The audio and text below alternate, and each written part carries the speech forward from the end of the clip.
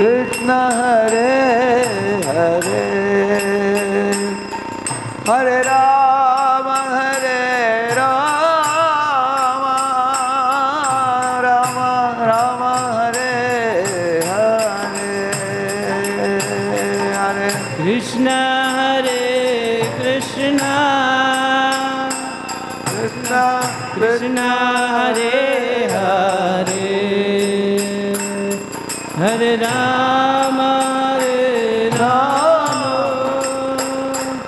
राम राम हरे हरे हरे कृष्ण कृष्ण कृष्ण हरे हरे हरे राम राम राम हरे हरे हरे कृष्ण कृष्ण कृष्ण हरे हरे हरे राम राम राम हरे हरे जय राधा माधव कुंज बिहारी गोपी जन वल्लभ गिरिवरधारी जय राधा माधव कुंज बिहारी भुवि जन वल्लभ गिरिवरधारी जय राधा माधव कुंज बिहारी गोपी जन वल्लभ गिरिवरधारी जय राधा माधव कुंज बिहारी भुवि जन वल्लभ गिरिवरधारी यशोदानंदन ब्रज जन रंजन यमुना तीरावनचारी यशोदनंदन ब्रज जन रंजन यमुना तीरावनचारी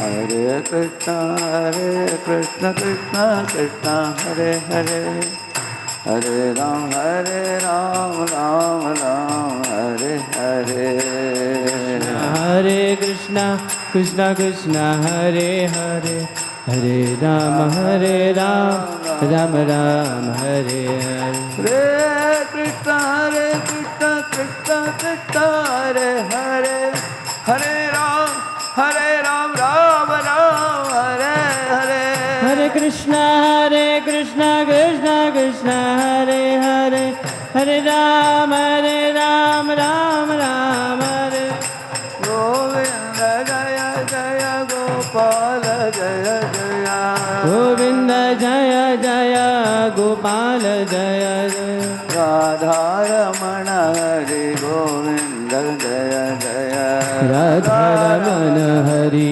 गोविंद जय जय गोविंद जय जय गोपाल जय जय गोविंद जय जय गोपाल जय जय राधारमण हरि गोविंद जय जय राधारमण हरे गोविंद जय जय सीताराम लक्ष्मण भक्त हनुमान सीताराम लक्ष्मण भक्त हनुमान सीताराम लक्ष्मण भक्त हनुमान सीताराम लक्ष्मण भक्त हनुमान पांडुरंग विठ्ठल पंढरीनाथ विठ्ठल पांडुरंग विठ्ठल पंढरीनाथ विठ्ठल विठ्ठल रखुमाई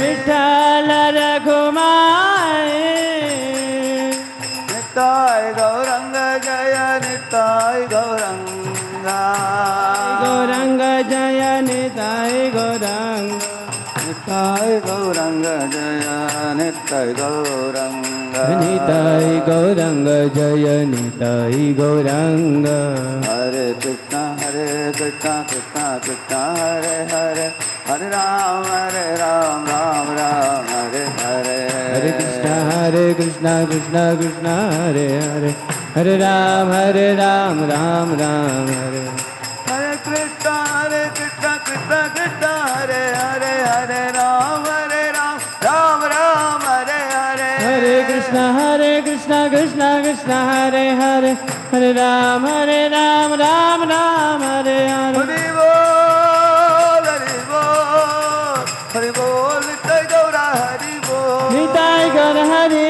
बोल हरि बोल, हरि बोल निताई गौर हरि बोल। प्रभुपदा जय प्रभुपदा, प्रभुपदा शिला प्रभुपदा, प्रभुपदा श्रील प्रभुपदा, प्रभुपदा शिला प्रभुपदा। गुरुदेव गुरुदेव गुरुदेव गुरुदेव गुरुदेव गुरुदेव गुरुदेव। कलियुग पावन हरिनाम संकीर्तन की, श्री श्री राधा गोपाल की, श्री श्री सीताराम लक्ष्मण हनुमान की, श्री श्री विठ्ठल रखुमाई की, श्री श्री गौर निताई की, श्रील प्रभुपाद की, समावेत गौर भक्त वृंद की, गणत्राट श्रीमद्भागवतम की। ओम अज्ञानतिमिरन्धस्य ज्ञानाञ्जनशलाकया चक्षुरुन्मीलितं येन तस्मै श्रीगुरवे नमः। श्रीचैतन्यमनोभीष्टं स्थापितं येन भूतले, स्वयं रूपः कदा मह्यं ददाति स्वपदान्तिकम्।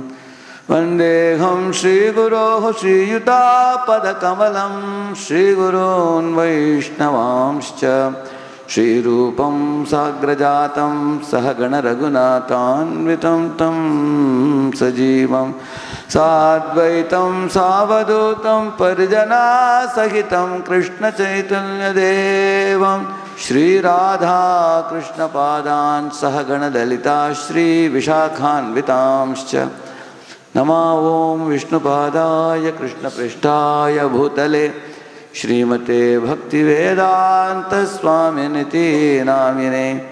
नमस्ते सारस्वते देवे गौरवाणी प्रचारिणे, निर्विशेष शून्यवादी पाश्चात्य देशतारिणे। वाञ्छाकल्पतरुभ्यश्च कृपा सिन्धुभ्य एव च, पतितानां पावनेभ्यो वैष्णवेभ्यो नमो नमः।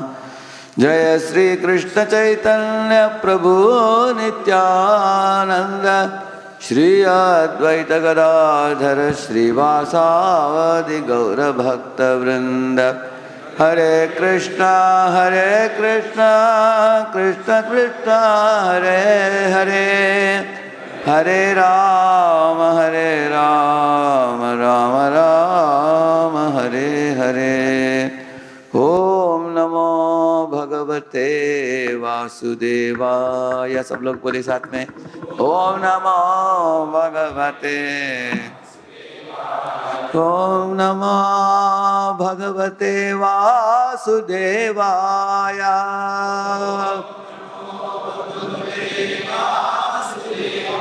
ओम नमो भगवते वासुदेवाय।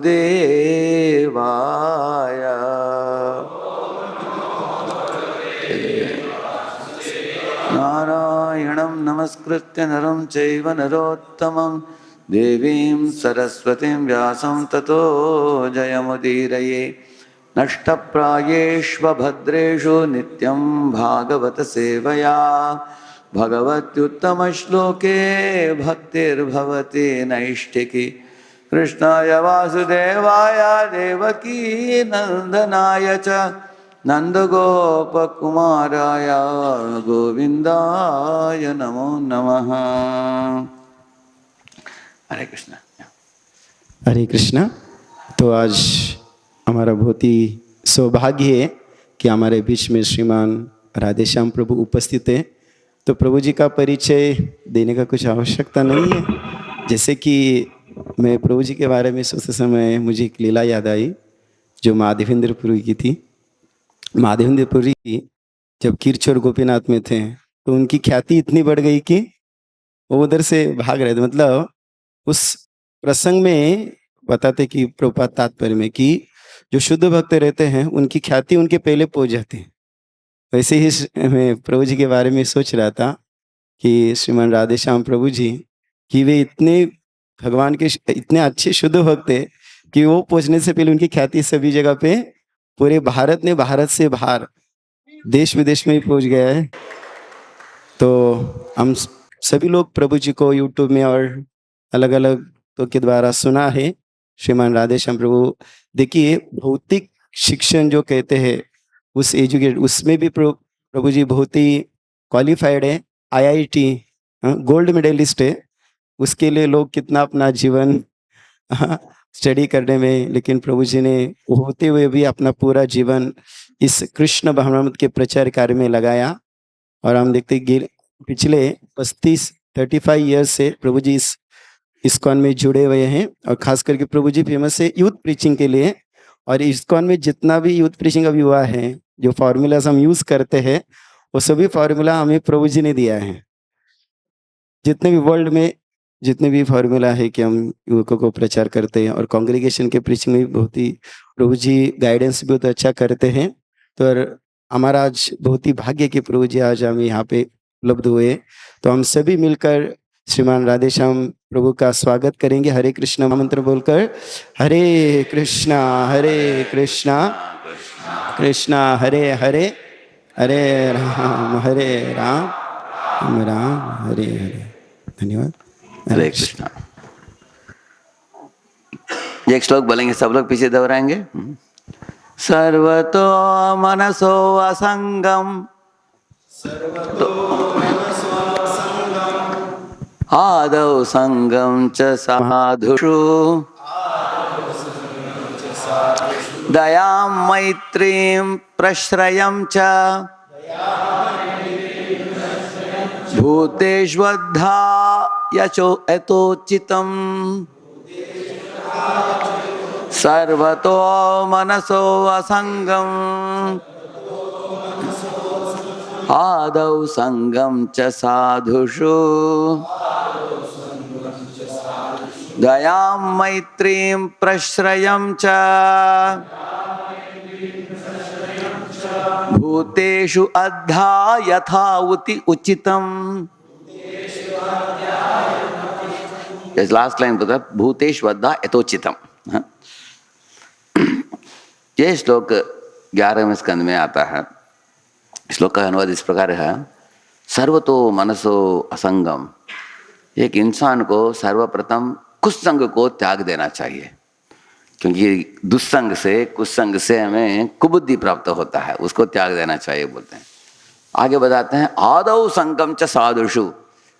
शुरुआत से ही हम लोग सत्संग में जुड़ना चाहिए। ऐसे साधु महात्माओं के हम संग करते हैं, संग करके अच्छे संग से ऊपर उठाना चाहिए हमारे मति को, ऐसे बताते हैं। दया मैत्री प्रश्रयम च, 3 तरह का संग है। जो जीव हमारे से कनिष्ठ है उनको दया दिखाना, जो हमारे समस्तर में है उनके साथ मैत्री जोड़ना, और हमारे से वरिष्ठ हैं श्रेष्ठ हैं उनका आश्रय लेना, गुरु हैं महान वैष्णव हैं उनका आश्रय लेना। दयाम मैत्रीम प्रश्रयम च भूतेषु अद्धा यथा उचितम। ऐसे उचितम का मतलब है हम हमारे वरिष्ठों से अलग तरह से हम व्यवहार करते हैं, सम लोगों से अलग तरीके से और कनिष्ठों से अलग तरीके से हैं। 3 श्रेणी के लोग बताए गए हैं इधर। इन तीनों से संग कैसे करना, कैसे लाभान्वित होना, ये सिखाया गया है श्रीमद् भागवत में। तो श्रीमान सहस्त्रनाम प्रभु ने मुझे बोला कि ये संग की महत्ता बताइए लोगों को, ऐसे उन्होंने आदेश दी थी मुझे, इसलिए इस विषय के ऊपर हम बताएंगे। हमने एक ऐसे कहानी सुना संग के संबंध में। एक बार एक डंग रोलर था। डंग रोलर शायद आप लोग जानते होंगे। डंग रोलर क्या करता है, ऐसे एक जंतु है जो विष्ठा को थोड़ा थोड़ा निकाल कर उससे गोला बनाता है वो। हम लोग चपाती का आटा बनाकर उसका गोला बनाते हैं। इस तरह डंग रोलर क्या करता है, किसका? विष्ठा का करता है। किसने देखा है उसको? बना बना कर रखता है ऐसे, राउंड राउंड राउंड राउंड बना कर रखता है गंदा चीज को लेकर। उसको इतना आतुरता से करता है मानो उसका कुछ लाभ होने वाला है, उसका कुछ लाभ नहीं है, गंदा चीज है वो। लेकिन वो ऐसे एक तालाब के किनारे में ऐसे रोल करके रख रहा था वो। उस समय एक मधुमक्खी आकर उसके स्थिति को देखा। उसने बोला, शेम शेम पपी शेम, देखो कितना गंदा है, इसके साथ तुम क्यों समय की बर्बादी कर रहे हो? चलो मेरे साथ, मैं तुमको कुछ अद्भुत चीज दिखाऊंगा। तो डंग रोलर का अपने साथ लेके जाकर एक कमल के अंदर डाल दिया उसको। पहली बार उसको कमल की सुगंध प्राप्त हुआ। उसको कमल की सुगंध प्राप्त करके खुश हो गया वो डंग रोलर। बोला कि मेरे जीवन में ऐसे सुगंध कभी पाया ही नहीं हमने। वो बोला, और भी श्रेष्ठ दिखाता हूं तुमको, इस कमल के अंदर मधु भी मिलेगा तुमको। मधु को भी पिलाया उसको, मधु पीकर और भी खुश हुआ वो। तो कुछ क्षणों के बाद एक राजकुमारी आई उस तालाब में आकर, रोज वो कमल को उखाड़ कर लेके जाती थी भगवान की सेवा के लिए। तो उसको उखाड़ कर लेके गई अनेक कमलों को। उसमें डंग रोलर भी कमल के अंदर ही बैठा था, वो भी गया साथ साथ। और जाकर उनके राजमहल में बहुत सुंदर राधा कृष्ण की सी विग्रह था। तो उधर जाकर इन कमलों को भगवान के श्री चरणों में अर्पित किया उन्होंने। तब ये डंग रोलर को भगवान की सुंदर छवि, जैसे राधा गोपाल खड़े हैं इधर, ऐसे उनको देखने को मौका मिला उनको। तो देखा उनकी पूजा आराधना हो रहा था, बहुत सुंदर सुंदर मंत्र का उच्चारण हुआ, कीर्तन हुआ, प्रवचन हुआ, भजन हुआ, सब सुना डंग रोलर। वो बहुत आश्चर्यजनक रहा उसको, क्योंकि पहली बार इस तरह का अनुभव था उसका। ये सब चीजों में कभी जुड़ा नहीं हो। इतना ही नहीं, उसी मंदिर के अपोजिट में एक शिव जी का मंदिर था। उधर शिव जी, पार्वती, गणेश और कार्तिकेय बैठे हैं, क्योंकि हमेशा ऐसे देखा जाता है जैसे रामेश्वरम है, साथ साथ शिव जी का मंदिर है उधर।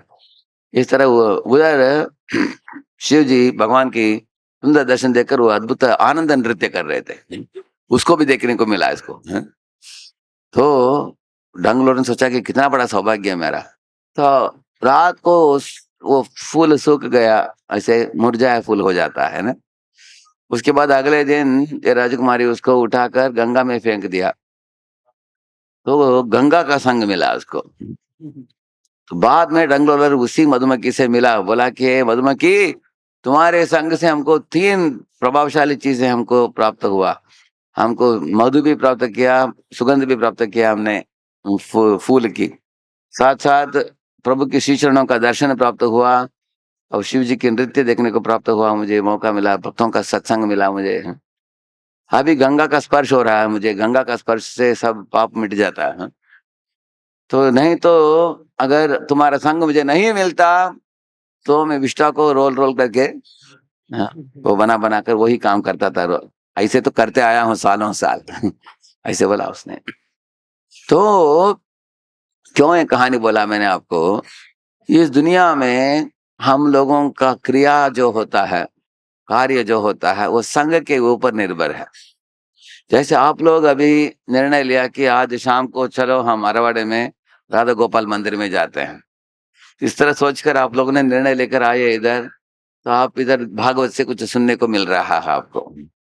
अगर आप इधर नहीं आए, कुछ मूवी थिएटर में गए, कुछ गंदा मूवी देखने को मिलेगा। इसका मतलब है हमारे कार्यकलाप जो होता है संघ के ऊपर है। From association comes activity. आपका जो क्रिया जब उसके ऊपर निर्भर है, किस तरह संघ आप करते हो। और एक्टिविटी से क्या होता है? एटीट्यूड। आपको डिवोशनल एटीट्यूड, आपके भक्ति भाव बढ़ता है अच्छे संघ में। और कुछ संघ में जुड़ने से कुबुद्धि आ जाता है, बुद्धि भ्रष्ट हो जाता है, बिगड़ जाता है। ऐसे तो शास्त्र बताते हैं कि महान लोग भी कुछ संघ से कभी दूषित हो जाते हैं। एक उदाहरण दे सकते हैं हम। आप लोग ने शायद देखा होगा सीताराम मंदिर में हनुमान को छोड़कर और भी दोनों बाजू में दो वानर खड़े रहते हैं। आपने देखा होगा कभी, कुछ कुछ मंदिरों में, दक्षिण भारत में अभी भी है। तो उसमें से एक वानर है, उसका नाम है द्विविधा। हाँ, द्विविधा नाम है उसका। तो ये द्विविधा जो था भगवान का पार्षद था, जैसे हनुमान जैसे ही। लेकिन एक बार वो कुसंग में फंस गया वो। हाँ, नरकासुर के साथ उसका संग हुआ।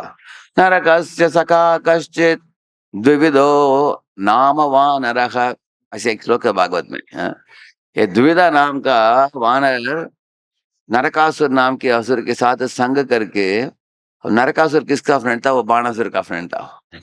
ये सब ऐसे उनका ये रहता है, क्या बोलते हैं, उनका झुंड रहता है ऐसे। सब एक ही जाति के होते हैं ऐसे। नरकासुर, बाणासुर, दुविधा भी ऐसे ही बिगड़ गया उस संग में जाकर। भागवत में बताया है कि जरासंध, शिशुपाल, कंस, ये लोगों का अच्छा उनका मति मेल जुलता था, क्योंकि birds of the same feather flock together बोलते हैं। पंछियां एक ही जाति के साथ में उड़ते हैं, जैसे तोते तोतों के साथ उड़ते हैं, कौवा कौवों के साथ उड़ते हैं, कुत्ते कुत्तों के साथ रहते हैं। कभी कभी कुत्ते अगर किसी दूसरे कुत्ता के साथ झगड़ा भी करेगा, लेकिन झगड़ा करके बिल्ली के साथ जाकर नहीं रहेगा, वापिस आकर कुत्तों के साथ ही रहेगा वो। देखा आपने, कुत्ते कुत्ते के साथ रहते हैं। इसी तरह भक्त लोग भक्तों के साथ रहना चाहिए। हाँ, और इसी तरह असुर लोग किसके साथ रहते हैं? असुरों के संग में रहते हैं, जैसे जरासंध, कंस, शिशुपाल। और ये लोग रहते समय आपस में उनका भी कृष्ण की चर्चा होती थी, जरासंध, कंस, शिशुपाल। लेकिन उनके चर्चा में बोलते थे, ये कृष्ण ने ऐसा किया वैसा किया, खतरनाक है, सावधान रहना पड़ेगा उनको। अगासुर बेचा, अगासुर, बकासुर, ये सबको वध कर दिया उसने। हम लोग भी कथा बोलते हैं, वो भी कथा बोलते हैं, लेकिन कथा में फर्क क्या है? वो घृणास्पद भावना से बोलेंगे वो भगवान के बारे में। तो असुर लोग भगवान के विरुद्ध काम करते हैं। तो ये भी ऐसे असुरों का संग इसको प्राप्त हुआ, द्विविधा का। हाँ, लेकिन द्विविधा का और एक समस्या था उसका, वो आदर करता था प्रभु रामचंद्र को, लेकिन लक्ष्मण को आदर नहीं किया उसने। देखिए, हम हमेशा गुरु गौरांग को साथ में हम पूजते हैं। तो गौरांग जो होते हैं कृष्ण है, और नित्यानंद प्रभु गुरु तत्व है, बलराम जी है। इस तरह वृंदावन में कृष्ण बलराम, कृष्ण है भगवान, कृष्ण है भगवान है, और बलराम आदि गुरु है। इस तरह गौर निताय कृष्ण बलराम हम साथ में पूजते हैं। क्यों? यस ऐसे बताया गया है, यस्य देवे परा भक्तिर यथा देवे तथा गुरौ तस्यैते कथिता हि अर्था प्रकाशन्ते महात्मनः। जो शिष्य अपने गुरु और भगवान को आदर पूर्वक पूजता है, उनके दिए हुए आदेशों को पालन करता है, उसको आसानी से दिव्य ज्ञान उसके हृदय में प्रकाशित हो जाता है, ऐसे बताया। दोनों चाहिए हमको। लेकिन ये क्या है, भगवान को मानता था लेकिन गुरु को नहीं माना, वो नकार दिया। इसके कारण क्या हुआ, दुविधा उस संग में पड़ गया। वो उस संग में पढ़कर बाद में उत्पात मचाने लगा। कभी समुद्र में जाता था, ऐसे जोर जोर से कूदता था समुद्र के पानी में, ऐसे बाढ़ आ जाता था उससे, पूरे गांव डूब जाती थी पानी में ऐसे। और इस तरह कहीं भी जाकर मलमूत्र का विसर्जन कर देता था ऐसे। और ऐसे एक बार रायवत पर्वत में कृष्ण बलराम गोपियों के साथ एक सुंदर कीर्तन गीत गाते हुए वो लोग जा रहे थे। एकदम मधुर आवाज सुनकर ये दुविधा आश्चर्य हो कि कौन गा रहे हैं। तो पहाड़ के ऊपर चढ़कर देखा, गोपियां जा रही थी, कृष्ण बलराम थे। तो देखकर, खूबसूरत गोपियों को देखकर आकर्षित हुआ, किला किला ऐसा आवाज किया उसने। तो गोपियों ने मुड़कर देखा कि कोई बंदर आवाज कर रहा है, तो हंस पड़ी सब गोपियां। उनका हंसना देखकर इसको लगा कि उनको बहुत प्रिय लग रहा है, और भी निकट गया, पेड़ों के ऊपर चढ़ चढ़ कर कूदते हुए निकट गया, और अपने निम्न अंगों को प्रदर्शित करने लगा। और गोपियां सब ऐसे करने लगी, क्या है, गंदा आदमी है, पीछे दिखा रहा है। तब और भी निकट आकर उनके कपड़ों को पकड़ने लगा। तब कृष्ण ने बलराम जी को बोला कि अभी बहुत हो गया, इसको थोड़ा जो ट्रीटमेंट देना हो दो। तब उस समय बलराम जी ने उनको वध किया। आप सुनते हैं वो कैसे इतना द्विधा महान था, कैसे इतना इसमें बड़ा कुसंग में पड़ा हुआ। तो शास्त्र बताते हैं ये सत्संग कुसंग दोनों के बारे में वर्णन करते हैं। तो सर्वतो मनसो असंगम आदौ संगम च साधुषु, ऐसे बताते हैं। शुरुआत से एक व्यक्ति को सत्संग में आकर अपने भावना को ऊपर उठाना चाहिए। जैसे प्रहलाद महाराज बोलता है एक श्लोक में, एवं जनम निपतितं प्रभवाहि कूपे कामाभिकाममनुय प्रपतन् प्रसंगात् कृत्वात्मसात् सुर ऋषिणा भगवन् गृहीत सोहम कतम न विसृजे तब भृत्य सेवाम। वो बोलता है भगवान नरसिंह देव को, हे भगवान, मेरे गुरु मुझे एक एक एकदम अंधेरे कुआं से मुझे ऊपर उठाकर, उस अंधेरे कुआं में सर्प बिच्छू इत्यादि पड़े थे, मैं भी उसमें पड़ा था, ऐसे बोल रहे हैं, क्योंकि मेरा जन्म हुआ था एक असुर परिवार में, ऐसे बोल रहा है वो। लेकिन मेरे गुरु नारद मुनि मुझे ऊपर उठाकर अपने समान ही बना दिया उन्होंने। उनका भावना किस तरह है भगवान के लिए मति है, मेरे मति को ऐसे शुद्ध बना दिया। इसका मतलब है सत्संग का इफेक्ट एक व्यक्ति के ऊपर ऐसे पड़ सकता है कि जैसे भगवान कृष्ण जब द्वारका आ पहुंचे, शंख लेकर अपने ऊंटों के ऊपर रखकर से बजाया उन्होंने भगवान। तब ऊंटों तब जो शंख होता है वो सफेद होता है, लेकिन भगवान के ऊंटों के स्पर्श से उसमें लालिमा छा गई उसमें। तो उधर प्रभुपाद जी लिखते हैं, जिस तरह भगवान के ऊंटों की लालिमा शंख में आ गई, इस तरह संग का असर पड़ता है एक जीव के ऊपर। एक जिसका संग हम करते हैं उसका असर हमारे ऊपर पड़ता है, सत्संग हो कुसंग हो। प्रहलाद के ऊपर सत्संग का बहुत बड़ा असर पड़ा। वो अपने गुरु को आंखों से देखा भी नहीं वो, क्योंकि वो किधर थे, माँ के गर्भ में थे वो। इसका मतलब है देखने से भी ज्यादा इंपॉर्टेंट है श्रवण करना। श्रवण करके उनके अंदर भगवान के लिए आकर्षण और आसक्ति बढ़ गया। इसी तरह रुक्मिणी भी वही बोल रही है कि मैं श्रवण करके भगवान के ऊपर आकर्षण बढ़ा उनकी। क्योंकि जब रुक्मिणी को पता चला कि मेरे माता पिता और भाई, खास करके बड़ा भाई रुक्मी जो था, उनको विवाह करना तो सोच रहा था कि मैं विवाह करके दे दूंगा, किसको, शिशुपाल को। उससे उन्होंने खत लिखा भगवान को। तब भगवान ने उस ब्राह्मण को पूछा, ब्राह्मण, क्या रुक्मिणी ने मुझे कभी देखा है क्या? वो बोले नहीं।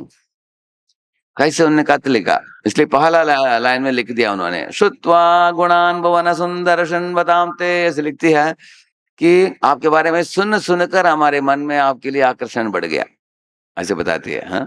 श्रुत्वा किसके बारे में? गुणान, आपके गुणातिशयों के बारे में। श्रुत्वा गुणान भुवन सुंदर, सारे ब्रह्मांड में आप जैसे सुंदर, आप जैसे गुणवान, चरित्रवान और ऐसे पुरुष कोई नहीं है। भुवनेश सुंदर, भुवनानाम सुंदर, अनंत कोटि ब्रह्मांड में आप जैसे कोई नहीं है, और ये ब्रह्मांड में भी आप जैसे गुणवान चरित्रवान कोई नहीं है। ऐसे गुणगान कर रही हो। शृण्वताम ते, आपको सुन सुनकर मेरे हृदय में आपके लिए आकर्षण बढ़ गई, ऐसे बताती है। निर्वेश्य कर्ण विवरैर हरतों गतापम, जितना मैं आपके बारे में सुनी उतना सब तरह के इस दुनिया के चिंताओं से मैं ऊपर उठ गई, सब तरह के तकलीफों से। इसलिए बताया है, जब तुम भगवान नाम में, भगवान तुम्हारे काम में, जब तुम अपने काम में, भगवान अपने धाम में। अगर हम भगवान के चिंतन करेंगे तो हमारी दुनिया का चिंता खत्म हो जाएगा, मिट जाएगा। लेकिन हम अपने विषय के बारे में चिंतन करते हैं, वो चिंता वर्धन होता रहता है उसका। लगता है कि ये किसके समान है, जैसे एक चूल्हे में जब आग जलाते हो तब साथ साथ धुआं भी आता है, क्या ना। लेकिन धुआं को मिटाने के लिए आप क्या करोगे? एक फूंकने लेकर फूंकना होता है। किधर फूंकेंगे आप? आग के ऊपर फूंकना है, नहीं तो धुआं के ऊपर फूंकना है। हाँ, किधर फूंकना चाहिए? लोगों को शंका हो रहा है, मालूम नहीं, आजकल गैस सिलेंडर आ गया है, किसके ऊपर फूंकना चाहिए? कितने लोग बोलते हैं आग के ऊपर फूंकना, कितने लोग बोलते हैं ठीक है, कितने लोग बोलते हैं धुआं के ऊपर फूंकना? हाँ, बोलते हैं धुआं के ऊपर। देखिए, धुआं के ऊपर फूंकने से धुआं फैलता है घर में, सब लोगों की आंख जलेगा, सब लोग चिल्लाएंगे, ए क्या चल रहा है उधर, सब चिल्लाएंगे आपके ऊपर। लेकिन फूंकने को अंदर डालना चाहिए, चूल्हे के अंदर, जिधर थोड़ा आग दिख रहा है वैसे करेंगे, उस समय क्या होगा, आग बढ़ेगा और धुआं मिट जाएगा। क्या मैं क्यों उदाहरण दिया? आग जो है आध्यात्मिक दुनिया है और भौतिक दुनिया है धुआं। अगर आपको भौतिक समस्या हो रहा है तो हमें आध्यात्मिक आश्रय लेना चाहिए भगवान की, तब भौतिक समस्या मिट जाएगा। अभी ध्रुव महाराज का एक भौतिक समस्या था, उसके माँ ने क्या बोला, ध्रुव चलो जंगल, मिलो साधु महात्माओं को, करो भजन भगवान हरि की, तुमको निष्कर्ष मिल जाएगा, तुमको जो भी सॉल्यूशन सुलझाना चाहते हो वो आ जाएगा तुमको। तो उसका था भौतिक समस्या, लेकिन माँ ने उसका सुझाव दिया आध्यात्मिक आश्रय लेने के लिए, आध्यात्मिक तरीके से।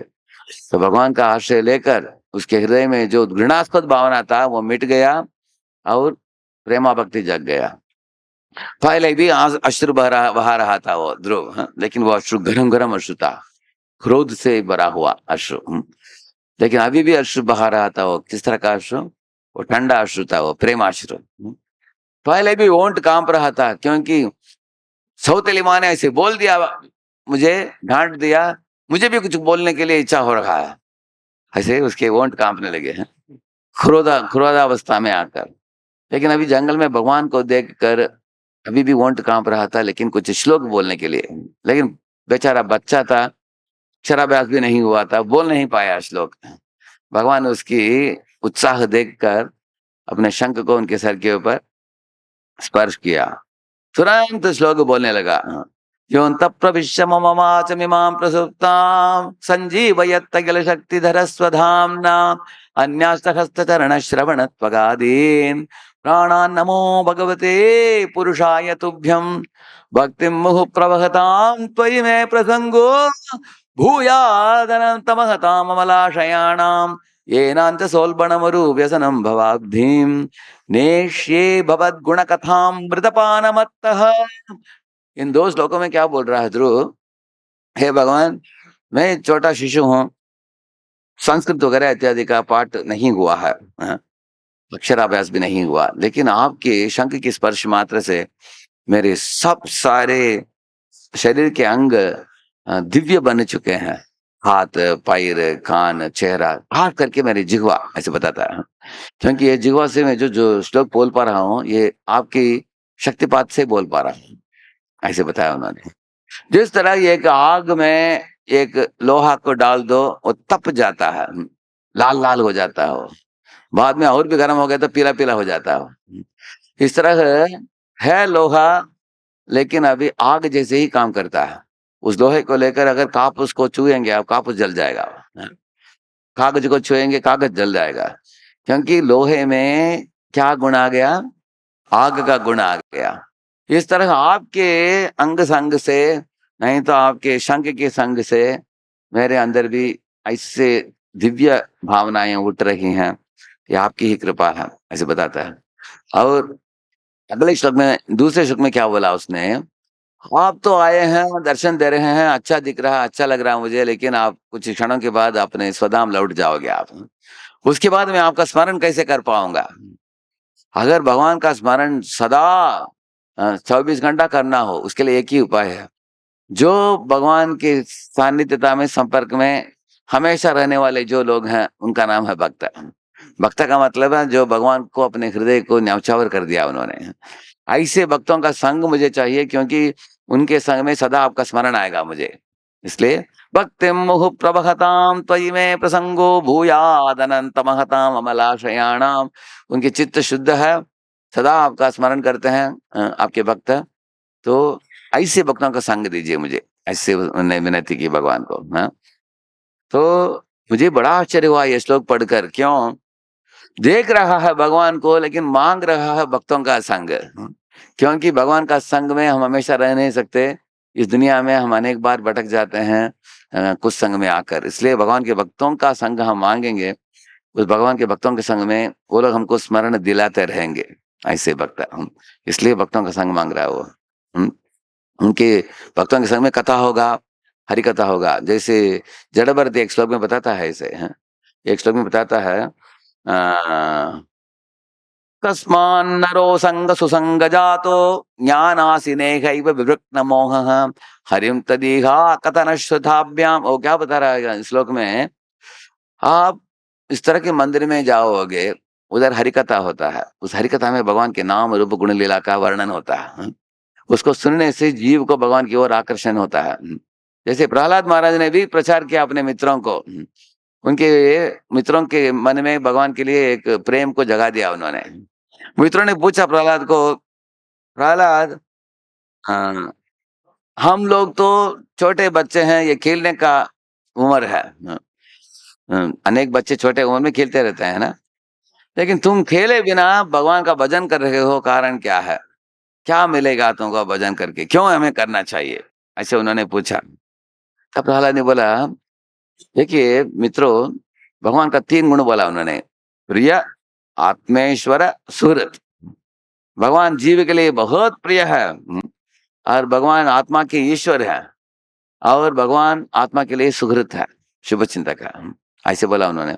क्योंकि दुनिया में हम लोग माता पिता को प्रेम करते हैं, भाई बहन को प्रेम करते हैं, लेकिन मृत्यु जब आता है जीव को, तब स्त्री आएगी, दरवाजे तक आएगी घर में, नाता रिश्ता आएंगे, थोड़ा सड़क तक आएंगे, कुछ लोग चले जाएंगे उनके काम के लिए, बेटा आएगा, श्मशान तक आएगा, और आग डालकर वो भी निकल जाएगा। जब वो लाश पड़ा है, उधर जल रहा है, उस समय एक ही व्यक्ति आपके साथ रहेगा। जब आत्मा निकलता है, उसके साथ जाने वाला कौन होता है? परमात्मा होते हैं। इसलिए वही सूरत है। तुम्हारा भलाई चाहना, तुम एक कीड़े के शरीर में भी जाओगे, उधर भी परमात्मा आते हैं तुम्हारे साथ। किसी भी शरीर में तुम जाते हो, तुम्हारे असली मित्र है, सुहृत, ऐसे बोला उन्होंने। और आत्मा का वो ईश्वर भी है, क्योंकि आत्मा को पालन पोषण करने वाले वही हैं इस दुनिया में। 84 लाख योनियों में डालकर सब जीवों को सब देने वाले वही हैं, भोजन देने वाले, सब कुछ। इस तरह प्रहलाद महाराज उनको बहुत अच्छी तरह भगवान विष्णु के संबंध में समझा कर उनको भक्त बनाया। असुर के कुल में जन्मे बच्चों को भी उन्होंने भक्त बना दिया। इससे पता चलता है कितना असर पड़ता है सत्संग का, असर असुरों के ऊपर भी पड़ा। उनका भी भक्त बनाया उन्होंने। तो उनके मित्रों ने पूछा कि प्रहलाद, तुम तो राजकुमार हो, तुम राजमहल छोड़कर कभी बाहर जाते नहीं थे बचपन में, ऐसे कैसे इतने बड़े बड़े चीज सीख लिया तुमने? इसका रहस्य क्या है? क्या किताब पढ़कर सीखा, कैसे सीखा तुमने? प्रहलाद ने बोला कि मेरी माँ के गर्भ में जब था मैं, तब नारद मुनि मेरी माँ को आत्मबोध दिया, भगवान संबंधित विषयों को सिखाया। मेरी माँ श्रवण कर रही थी, मैं भी अंदर माँ के गर्भ में मैं भी सुन रहा था। ऐसे श्रवण करके नारद मुनि के संग से भक्ति जग गई। इसलिए भागवत में बताया गया कि महान भक्तों की संग से हमारे हृदय में जो सुप्त अवस्था में है भक्ति, वो जग जाता है। जैसे गांव में कभी कभी लोग आग को कोयला होता है, गरम गरम कोयला, उसको बुझाते नहीं, सुबह उसके ऊपर एक थोड़ा भस्म डालकर ऐसे ही रख देते हैं। दोपहर को अगर वापस इस्तेमाल करना हो, ऐसा करेंगे, भस्म निकल जाएगा। उसके बाद आग को इस्तेमाल करेंगे। इसी तरह हमारे कृष्ण प्रेम के ऊपर एक आवरण आ गया है, उसको अनर्थ बोलते हैं। लेकिन अनर्थ को जितना मिटाएंगे, उतना स्वाभाविक रूप से प्रेम जग जाएगा भगवान के लिए। तो इसलिए शास्त्र बताते हैं कि अनर्थ को मिटाने के लिए हमें भक्तों का संग चाहिए। एक भागवत में उदाहरण देते हैं भगवान कपिल देव, देवहूति पुत्र, वो बताते हैं कि अगर आपके पास अगर लोहे का एक रिंग हो, ऐसे रिंग, उसको पानी में डालो, वो तैरेगा डूबेगा? तैरेगा डूबेगा? डूब जाएगा। अगर एक लकड़ी को डालोगे पानी में, वो तैरेगा डूबेगा? तैरेगा। इस तरह बता रहे हैं कि शुद्ध भक्त संसार सागर में तैरते हैं, डूबते नहीं है, वो लकड़ी जैसे है। और बद्ध जीव लोहा का रिंग जैसा है, वो डूब जाता है। लेकिन अगर लोहा जैसे जो जीव है, वो ऐसे महान भक्तों के ऊपर उनको प्रेम जगाया, भक्तों को प्रेम करता है, तो उसको अगर रिंग ऐसे, इसमें एक रिंग को डाल दिया आपने ऐसे, उसको पानी में डालो, तब क्या होगा? वो डूबेगा तैरेगा, दोनों तैरेंगे। हाँ, क्योंकि लकड़ी भी तैरेगा, वैसे तो हमेशा तैरता है वो, उसमें जो रिंग को डाला आपने वो भी तैरता है ऊपर। अभी एक श्लोक बोलिए आप लोग। प्रसंगम अजरम पाशम आत्मन कवयो विदु सएव साधुषु कृतो मोक्षद्वारम अपावृतम। ये बताते हैं प्रसंगम अजरम पाशम, इस दुनिया में भौतिक आसक्तियों को काटना नामुमकिन है जीव के लिए। है मान लीजिए अगर आपके हाथ पैर कोई किसी ने बांध दिया मजबूत रस्सी से, क्या अपने आप छुड़वा लोगे आप? हाँ? हो नहीं सकता। प्रसंगम अजरम पाशम आत्मन कवयो विदु, ये आत्मा जब बंधा गया है शरीर में, पिंजरा जैसा है शरीर, तोते को पिंजरे में डालकर लॉक कर दो, कैसे आएगा बाहर? वो अपने आप आ नहीं सकता। हाँ? सएव साधुषु कृतो, लेकिन अगर साधु महात्माओं की ओर इसका आकर्षण आ गया, साधु संतों को मानता है, उनके प्रवचन सुनता है, उनकी सेवा में जुड़ा है कोई जीव, तो ऐसे जीव को बताते हैं मोक्ष द्वारम अपावृतम, ऐसे जीव के लिए वैकुंठ का द्वार खुल जाता है, ऐसे बताते हैं। इसलिए बताते हैं कि ये एक आकर्षण हो गया आपको साधु संतों की ओर, तो वो आकर्षण ही आपके मुक्ति का कारण बनता है, ऐसे बताते हैं। ये तो बड़ा परम रहस्य है। एक बार परम पूज्य राधा गोविंद महाराज बता रहे थे, बहुत सुंदर बात बता रहे थे वो उन्होंने बताया कि अरे माया भी छूटता नहीं, भगवान भी प्राप्त होते नहीं। ये बद्ध जीव का बुरी स्थिति है, बुरा हाल है, क्योंकि माया से ऊपर उठाना, अपने आप को थोड़ा उठाते हैं गिर जाते हैं, थोड़ा उठते हैं गिर जाते हैं ऐसे, और भगवान तो लगते हैं कि दूर है, पकड़ में नहीं आते हैं। तो उन्होंने बोला भगवान एकदम शुद्ध है, सूर्य जैसे। सूर्य जो है मलमूत्र को भी चूस लेता है लेकिन खुद दूषित नहीं होता, वो उस स्थान को भी टिक कर देता है सूर्य। इस तरह भगवान को शुद्धम बताया गया है। सपर्यगात् शुक्रमकायम अव्रणम अस्नाविरम शुद्धम अपाप विद्धम, ऐसे बताया गया ईशोपनिषद में। भगवान शुद्ध हैं, तो ऐसे शुद्ध भगवान को हम कैसे पकड़ेंगे? तो हम तो अशुद्ध हैं। तो तब वो बता रहे थे बीच वाले को पकड़ो, जो वैष्णव हैं, गुरु हैं, वो वैष्णव के हृदय में भगवान हमेशा विराजमान है और वो माया से भी छूट गए हैं। ऐसे वैष्णव को पकड़ने से क्या होता है? उनके पांव पकड़ लेने से भगवान की प्राप्त हो जाएंगे। तुमको समझा ना आपने? हमको माया पकड़ कर रखी है, लेकिन वैष्णवों के आदेश को हम अपने जीवन में उतारेंगे, उससे हम उसी गति को प्राप्त करेंगे जो वो प्राप्त करते हैं। एक बार परम पूज्य लोकनाथ महाराज पुणे में आए थे, उधर इसके लिए आए थे, दिंडी यात्रा के लिए आए थे। पहला दिन दिंडी निकलने वाला था पुणे से। उधर प्रवचन दिया, महाराज खुद ही चलाते थे वो बैलगाड़ी, थोड़ा दूर चलाते थे महाराज ऐसे। तो उधर बैठकर महाराज एक प्रवचन दिया, सब भक्तों को, सैकड़ों भक्त आए थे। उन्होंने बोला देखो आप लोग दिंडी लेकर किधर जाओगे? पंढरपुर।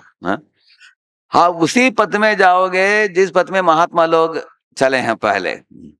तो महात्मा लोगों के श्री चरणों का अनुगामी बनकर अगर आप चलोगे, आप उसी सदगति को प्राप्त करोगे जिस गति को महात्मा लोगों ने प्राप्त किया है। इसलिए आप लोग उनके ही पीछे पीछे जा रहे हो, ऐसा बोला उन्होंने।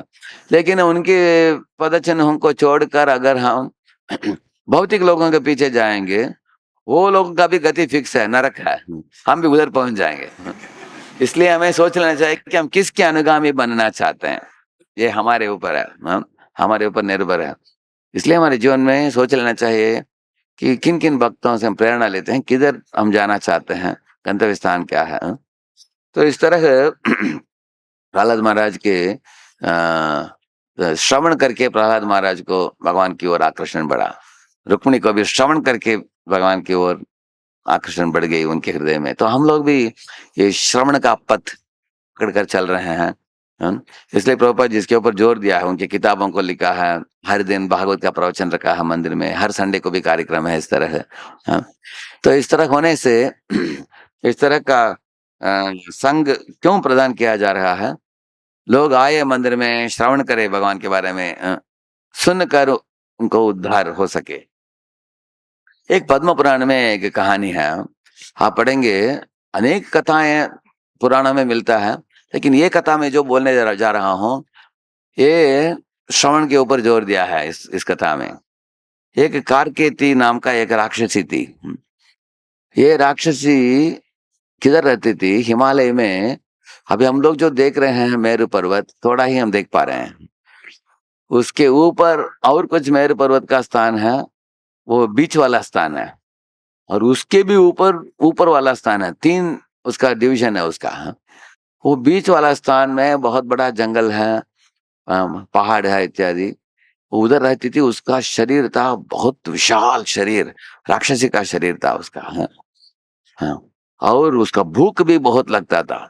इतना भूख लगता था उस राक्षसी को, वो हाथियों को पकड़कर मुख में निगल लेती थी और सिर्फ हड्डियों को ऐसे थूकती थी। वहां सिर्फ हड्डी आता था, ऐसे खा लेती थी। बड़े बड़े हाथियों को भी, शेरों को भी, वाघों को भी, जंगल में अनेक प्राणियों को खाती थी, मनुष्यों को भी खाती थी। ऐसे हैं, सब लोग उसको देखकर ही डर के मारे भागते थे दूसरी दिशा में। ऐसे उसने सोचा कि क्यों भगवान ने मुझे ऐसे सृष्टि किया कि इतना भूख हो रहा है मुझे, खाने के बाद भी भूख मिटता नहीं। ऐसे अपने आप को कोस रही थी। तो एक पांव में खड़े होकर वो घोर तपस्या करने लगी ब्रह्मा जी को। हे सृष्टिकर्ता, हाँ, मेरे प्रार्थना सुनो, आ जाओ। तो ब्रह्मा जी आ पहुंचे। पूछा, कार्तिक तुमको क्या चाहिए बताओ। वो बोले कि ये हमको शरीर नहीं चाहिए। क्या शरीर दिया आपने? उन्होंने पूछा किस शरीर चाहिए बताओ। वो बोले मुझे ऐसे एक, उसको क्या बोलते हैं, ये एक कीड़ा होता है जो अगर आप खाने के बाद आप नहाओगे तुरंत तो पेट में गड़बड़ करता है। वो ऐसे एक वायरस होता है, ऐसे बैक्टीरिया जैसे कीटाणु कीटाणु होता है। ऐसे एक कीटाणु होता है। मुझे ऐसे छोटा बना दीजिए, इतना बड़ा शरीर हमको नहीं चाहिए, ऐसे बोली। तो ब्रह्मा ने बोला तथास्तु बोला, तो छोटी कीड़ा बन गई वो। तो अनेक लोगों के पेट में बैठ बैठ कर वो सताया उनको। अनेक जीवों को तकलीफ होने के बाद, और लोग दवाई एंटीबायोटिक खा कर उसको मार रहे थे उसको। अब इसलिए वापिस ब्रह्मा को तपस्या की। ब्रह्मा को बोला कि नहीं नहीं, हमको पहले जो शरीर था वही दे दीजिए। वो शरीर में हमको कोई पराजित नहीं कर सकता हमको। तो वो शरीर मिल गया। तो मिलने के बाद उनका बहुत बड़ा सिंह भी था उसका, बड़ा दांत भी था, बड़ा सिंह भी था, विशाल शरीर था। वो मिल गई। तब ब्रह्मा को उन्होंने पूछा कि ये शरीर से मुझे विमोचन कैसे मुझे मिलेगा, उसका उपाय कुछ बताइए। वो बोले तुमको कुछ वैष्णव का संग मिलना चाहिए, और कुछ श्रवण करोगे भगवान हरि के बारे में, तब तुम जग जाओगी। नहीं तो जीव इस दुनिया में ऐसे ही भटकते रहते हैं, कभी राजा, कभी प्रजा, कभी बड़े बुद्धिमान, कभी मूर्ख, बेवकूफ, कभी मनुष्य के शरीर में, कभी जानवर के शरीर में। ऐसे तो जीव इस दुनिया में भटकते रहते हैं। जैसे जायंट व्हील देखा आप लोगों ने? जायंट व्हील में ऊपर जाते समय अच्छा लगता है, नीचे आते समय डर लगता है कि हम गिर जाएंगे नीचे, है। हम लोग जब बैठते थे उसमें, ऊपर जाते समय सब लोगों का पूरा शहर दिखाई देता था। उसके बाद जब नीचे आता है सब लोग ऐसे हम पकड़ लेते थे, छप चिल्लाते थे, डर होता है। इसी तरह स्वर्ग जाते समय जीव अच्छा भोगता है स्वर्ग में, लेकिन नरक में जाता है, नरक जाना नहीं चाहता वो, है ना। लेकिन इस दुनिया में भोग करने से रोग होता है। रोग होने के बाद लोग योग करते हैं आजकल, है। इसको ठीक नहीं हो, थोड़ा ठीक हो गया तो वापस भोग करते हैं। भोग, रोग और योग, बार बार ऐसे चक्कर में चलते रहते हैं लोग। तो इसलिए ब्रह्मा ने बोला तुम ऐसे एक व्यक्ति को ढूंढो जो तुमको ब्रह्म विद्या सिखा देगा। तो उस जंगल में एक दिन उसने देखा ये घोड़ों के ऊपर 7-8 लोग सवार होकर आ रहे थे। एक राजा था सामने और पीछे उसके सैनिक थे। तो जब राक्षस ने देखा कि सोचा अच्छा आज ब्रेकफास्ट मिल गया हमको, सोच रहे थे वो, हैं इनका पकड़ कर खाएंगे। तुरंत पहाड़ से नीचे उतर कर भागती हुई गई उनके निकट, उनका पकड़ने के लिए। तब वो राजा ने बोला देखो राक्षसी, हम देखने में मनुष्य जैसे दिखते हैं, लेकिन हमको जादू टोना इत्यादि मालूम है, हैं? हम ऐसे मंत्र कुछ उच्चारण करेंगे, बस तुम तत्क्षण खत्म हो जाएगी, हैं? तुम्हारा आकार तो बहुत विशाल है, बड़ा है, लेकिन हमारे पास अनेक मंत्र है। ऐसे मंत्र जानने वाला राजा था, वो भी ट्राइबल था, वो भी ट्राइबल का राजा था वो भी। तो डर गई। हाँ, तब उसने पूछा नहीं नहीं, मैं आप लोगों को मारना नहीं चाहती, आप कोई है क्या इधर जो भगवान हरि के बारे में मुझे सिखा सकते हैं? तब राजा बोला कि अच्छा, इतना अच्छा प्रश्न तुम पूछने के लिए किससे सीखा तुमने, हैं? वो बोला ब्रह्मा जी ने मुझे बोला। वो बोला हम लोग खुद ही वैष्णव हैं, हम भी वैष्णव साधु महात्माओं का संग मिलकर हमको हम पहले अधोगति में जाने वाले थे, लेकिन संग मिलकर अभी हमको भी पता चल गया, मैं जो भी सीखा मैं तुमको सिखा दूंगा। तो उसने उस राजा को उठाकर अपने सींग में रखा उन्होंने, ऐसे उनका सींग ऐसा था उनका सींग। तो इधर बैठ कर राजा बैठ कर इधर कान में बोल रहा था उसका, तो ध्यान से सुनी वो है। तो वो सुनकर श्रवण करके उसके हृदय में जग गया भगवान के लिए भक्ति है, तो कारकेती महान भक्त बनी है। उसके बाद वो शरीर त्याग दिया, सब तरह के पाप मिट गया उसका है? उसको वैकुंठ मनाकर वैकुंठ लेकर गए उसको है? पद्म पुराण में ऐसे कथा आता है। तो हम लोगों का उतना बड़ा राक्षस का शरीर नहीं है, जो भी शरीर हो हर शरीर तकलीफ देता है इस दुनिया में है? हर एक देखिए, डॉक्टर लोगों ने बोला मुझे, आयुर्वेदिक डॉक्टर, इस दुनिया में 80-90 व्याधियां हैं बस, ये कफ है, ये पित्त है, नीचे वात है ये तीनों को मिलाकर 80-90 व्याधियां हैं।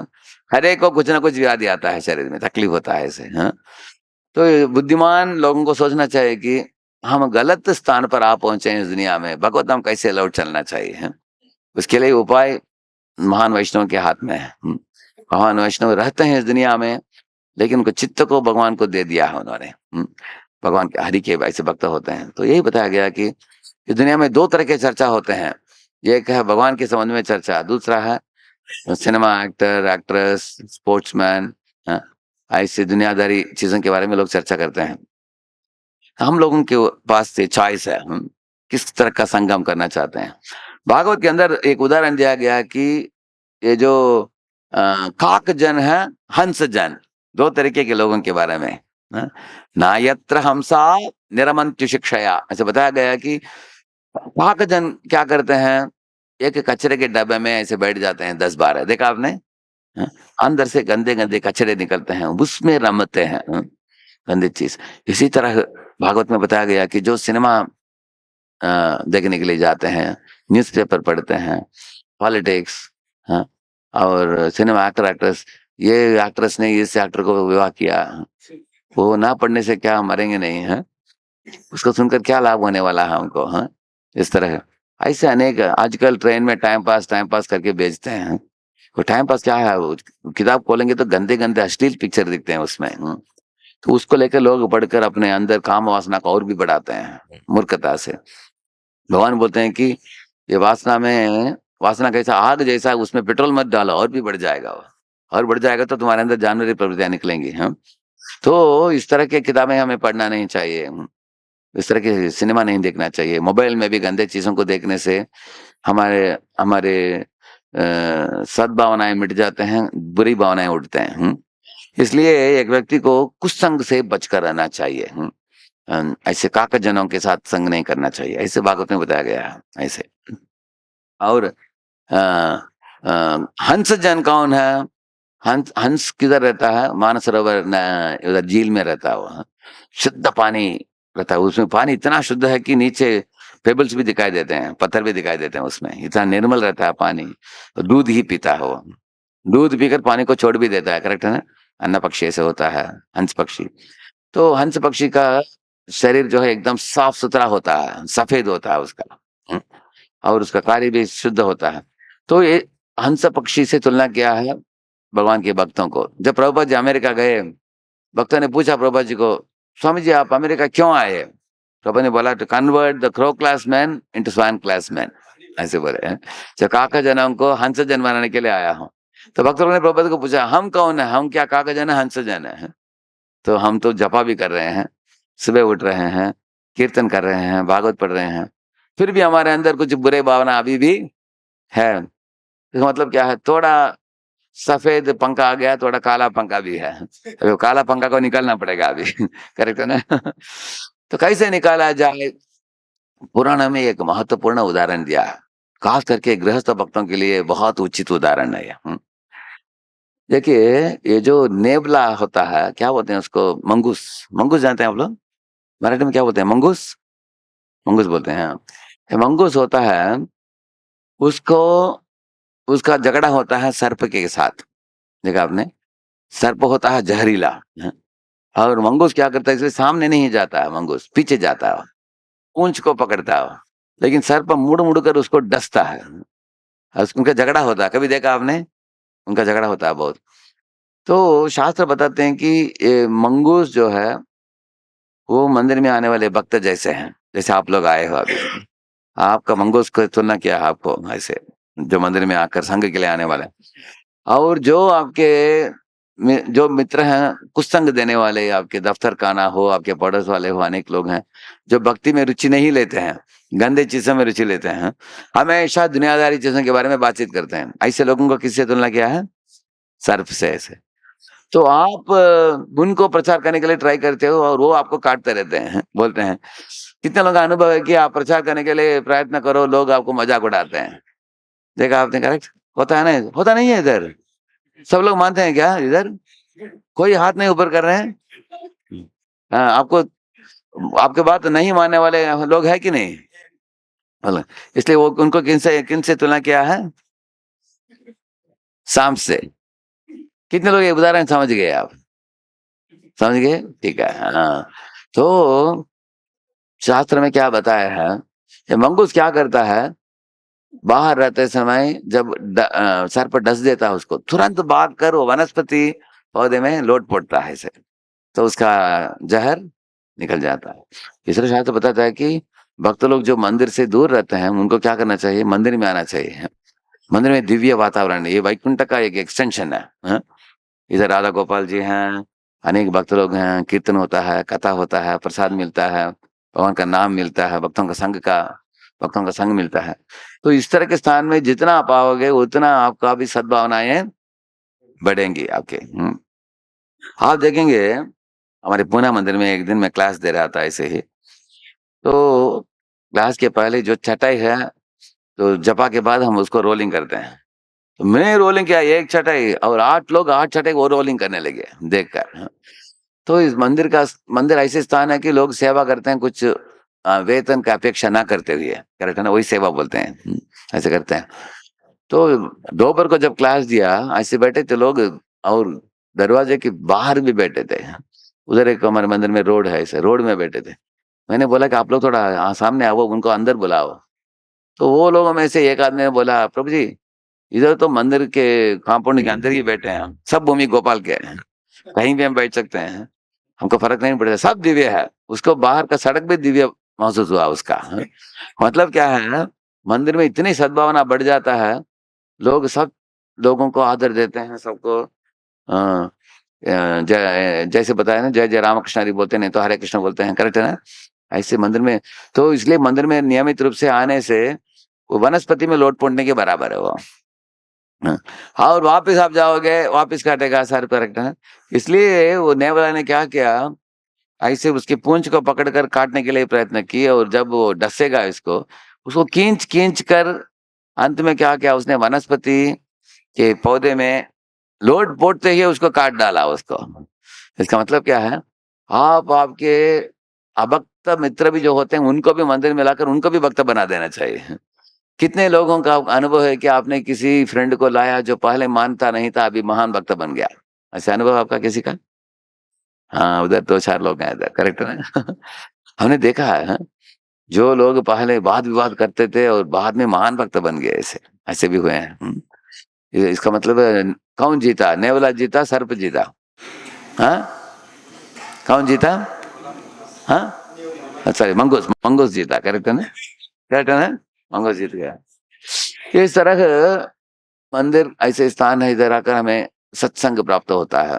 प्रभु ने बोला मंदिर में 5 चीज प्राप्त होते हैं, भगवान के दर्शन, कृष्ण दर्शन, उसके बाद कृष्ण शिक्षा, किताब का स्टॉल है ना बाहर, उधर आपको कृष्ण शिक्षा मिलेगा, प्रभुपाद की किताबें मिलेंगी आपको। और तीसरा है कृष्ण भक्त संग, इधर अनेक भक्त रहते हैं, किताब पढ़ने के बाद कुछ शंका हो, कुछ जिज्ञासा करना हो, तो भक्त मिलेंगे आपको इधर। हाँ? आप जिज्ञासा किताब में प्रभुपाद ने बताया हमें क्या करना चाहिए, तो थोड़ा समझाइए, समझाएंगे। चौथा है कृष्ण नाम। हाँ? आने वाले लोगों को हम माला देते हैं, और हरे कृष्ण कृष्ण कृष्ण हरे हरे, हरे राम राम राम हरे, उनको सिखाते हैं ना। तो इस तरह नाम मिलता है आपको। और 5वां बहुत मशहूर चीज है, क्या है? कृष्ण प्रसाद, है ना? तो सब लोग बोले कृष्ण दर्शन, कृष्ण शिक्षा, कृष्ण भक्त संग, कृष्ण नाम, कृष्ण प्रसाद। तो ये 5 चीज आपको प्राप्त होंगे मंदिर में आने से, नियमित रूप से हम रेगुलर आने से, और धीरे धीरे हमारे हृदय में परिवर्तन आएगा। अचानक नहीं आएगा। देखिए, हम क्यों आना चाहिए? इस दुनिया में बुरे आदतें आसानी से आ जाते हैं और अच्छे आदतें धीरे से आते हैं, आसानी से आते हैं। बताइए, अच्छे आदतें धीरे से आते हैं, नहीं तो आसानी से आ जाते हैं। धीरे से आते हैं। बुरे आदतें, क्योंकि हम किस दुनिया में हैं? हम भौतिक दुनिया में। करेक्ट ना? आध्यात्मिक दुनिया में स्वाभाविक रूप से सबके अंदर अच्छी आदतें हैं, लेकिन भौतिक दुनिया में बुरे आदतें आसानी से आ जाते हैं। इसके सामने में एक छोटा कहानी बताऊंगा, आप लोग ये बात समझ लेंगे आप। एक माता थी, उसका छोटा बेटा था उनका। वो बेटा पढ़ता ही नहीं था। शाम को आने के बाद 5 बजे जाता था, 9 बजे वापस लौट आता था खेल कूद करके। माँ बार बार बोलती थी, बेटे बैठकर पढ़ो, 2 घंटा खेलो बेटा, 2 घंटा बैठ कर पढ़ो। बेटा बोलता, हाँ आ जाऊंगा माँ, 5 बजे जाऊंगा, 7 बजे आ जाऊंगा। ऐसे बोला, लेकिन आता नहीं था कभी। ऐसे नाटक किया उसने 3 महीने तक। माँ ने सोचा कि ऐसे पढ़ाई नहीं करेगा तो फेल हो जाएगा ना। तो माँ ने क्या किया, उसको बगीचे में लेकर गई। तब माँ ने बोला, थोड़ा घास फूस था, बच्चे को बोला कि ए बेटे इसको उखाड़ो। आसानी से उखाड़ दिया उसने। और माँ ने एक पौधे को दिखाया, इसको उखाड़ो। उखाड़ नहीं पाया वो। उसको ऐसे ऐसे ऐसे ऐसे गोल गोल घुमाकर ऐसे किया तो वो भी निकल आया। हाँ, ये तो बहुत कठिन चला मुझे निकालने के लिए। और माँ ने उसके बाद एक बबूल का पेड़ दिखाया, ए बेटा इसको निकालो। बच्चा बोला, मैं यत्न भी नहीं करूंगा, क्योंकि ये तो निकलने वाले नहीं है, हाथ से कैसे निकलेगा, कुल्हाड़ी लाना पड़ेगा। तब माँ ने बच्चे को बोला, बेटे तुमने देखा ना, बुरे आदतें शुरुआत में निकाल दिया तो निकल जाएगा आसानी से।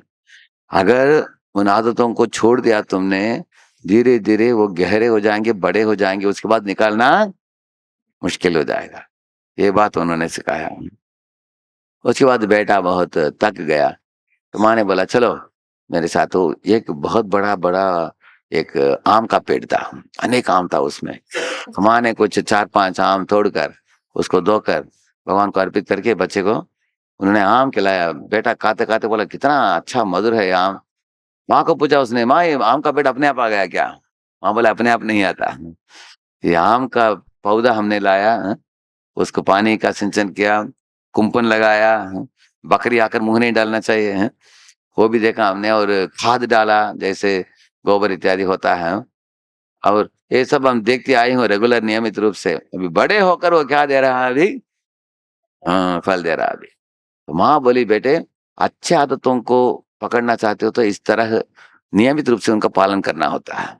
बार बार उसका उसके ऊपर ध्यान दो, तब तो अच्छे आदतें आते हैं। बुरे आदतें अपने आप आ जाते हैं। ये बात माँ ने सिखाया। तो हमारे जीवन में भी अच्छी आदतों को अगर हम सीखना चाहते हैं, जैसे मैंने बोला मंदिर आना, नियमित रूप से आना चाहिए। ऐसा नहीं कि एक आध बार आने का, हर संडे आने का प्रक्रिया बना लिया आपने, विधि बना लिया तो अच्छा हो जाएगा। इस तरह जपमाला भी रोज करना चाहिए, विधिवत करना चाहिए। पहले 2 माला किया, 4 माला किया, 8 माला किया, 16 माला किया। कितने लोग 16 माला करते हैं आप में से? अनेक लोग, वेरी गुड।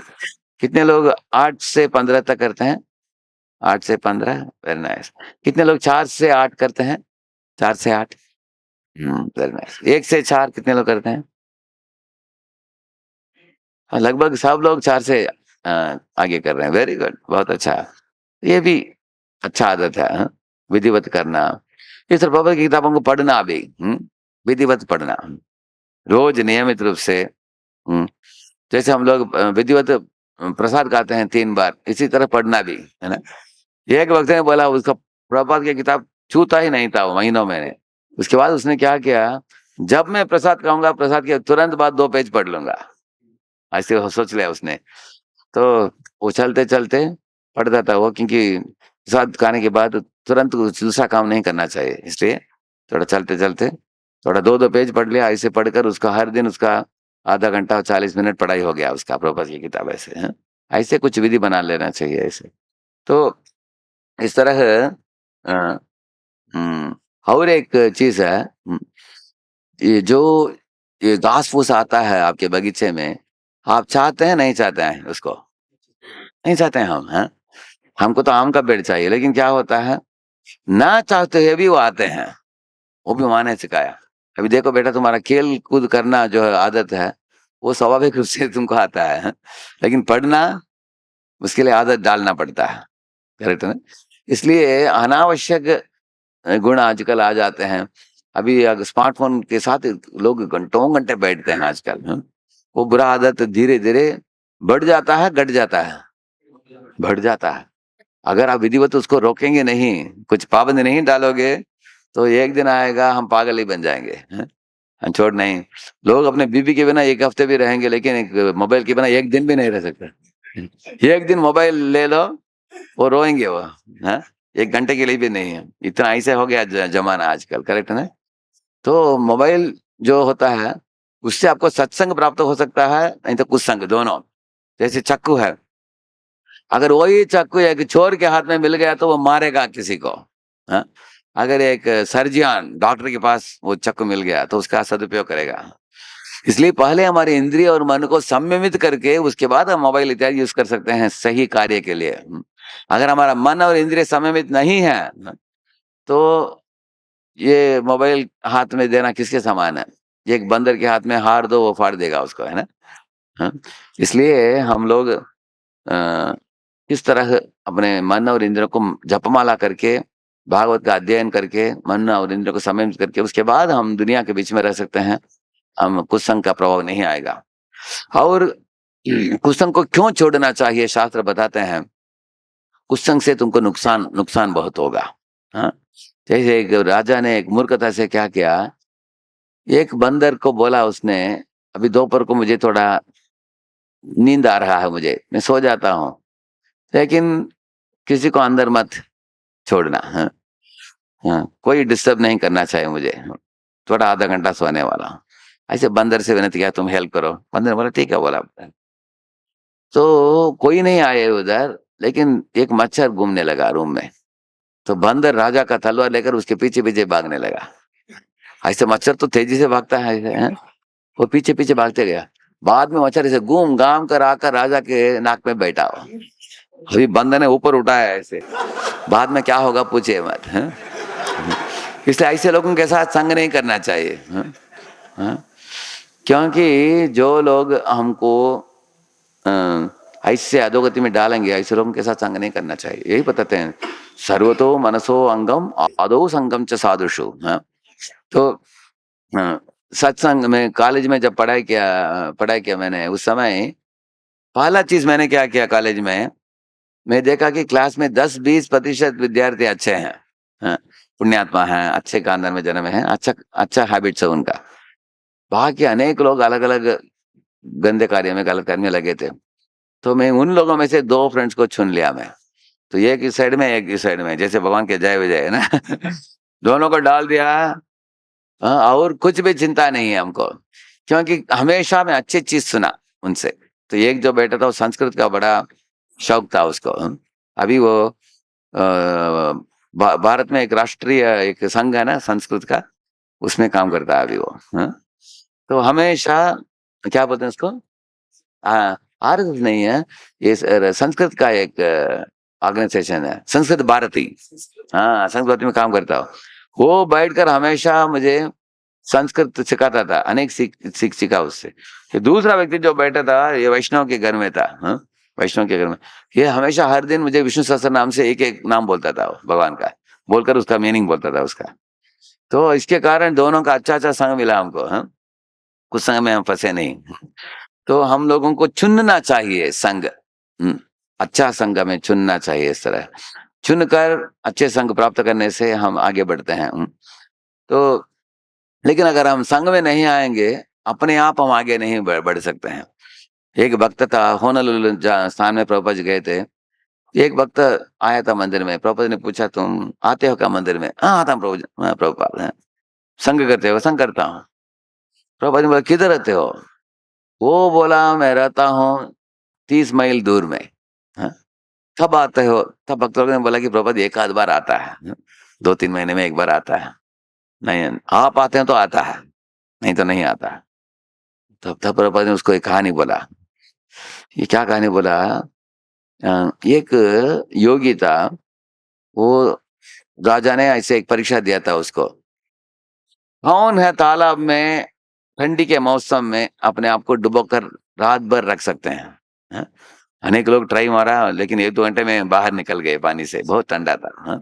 लेकिन ये क्योंकि पूरा रात ठहरा उसमें, अगले दिन उसको पुरस्कार मिलना था राजा से, लेकिन राजा ने मना कर दिया उसको, बोला कि तुमको पुरस्कार नहीं मिलेगा। क्यों? मुझे लग रहा है कि उसी तालाब के निकट एक लाइट पोस्ट था, ऊपर एक लाइट लगाया था, स्ट्रीट लाइट, उधर से तुमको ताप मिल गया होगा, इसलिए तो तुम पानी में ठहर पाए, ऐसे उसने बोला। लेकिन बीरबल को यह बात अच्छा नहीं लगा, क्योंकि राजा उसको धोखा दे रहा है। उधर से इतना ये कैसे हो सकता है, ताप कैसे मिल सकता है? अगले दिन क्या किया बीरबल ने, सभा में नहीं गया, 10 बज गया, तो अकबर ने किसी को भेजा कि बीरबल को लेकर आओ। बीरबल बोल, नहीं नहीं, मैं खिचड़ी बना रहा हूँ, खिचड़ी होने के बाद मैं खाकर ही आऊंगा मैं, हैं? ऐसे बोला उसने। तो 1 बज गया, अभी तक वो आया नहीं। अकबर खुद ही आ गया बीरबल के पास। है बीरबल, खिचड़ी कितने घंटे बना रहे हो? वो बोला 6 घंटे से बना रहा हूँ, लेकिन बन नहीं पा रहा। तो जाकर देखा बगीचे में, वो आग लगा है नीचे, खिचड़ी रखा है ऊपर, हैं? एक लटका है ऐसे गड़ा, हाँ, ऐसे। तो अकबर ने पूछा उसको, अरे ये खिचड़ी तो कभी पकने वाला नहीं है, ऐसे बोला। अब इसने पूछा राजा को, राजा आपने बोला कि स्ट्रीट लाइट से उसको ताप मिला, इस तरह इधर का ताप उधर कैसे पहुंचेगा? हाँ, तब उसको अकल आ गया, उसको उसने योगी को बुलाकर भेंट दे दिया उसके बाद।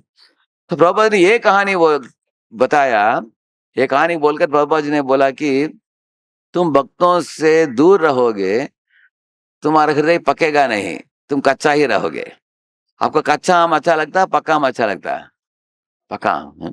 कच्चा आम को खाओगे, ये दर्द होता है आपके दांत में। इस तरह कच्चे भक्तों के साथ हम संग करेंगे, झगड़ा करते हैं।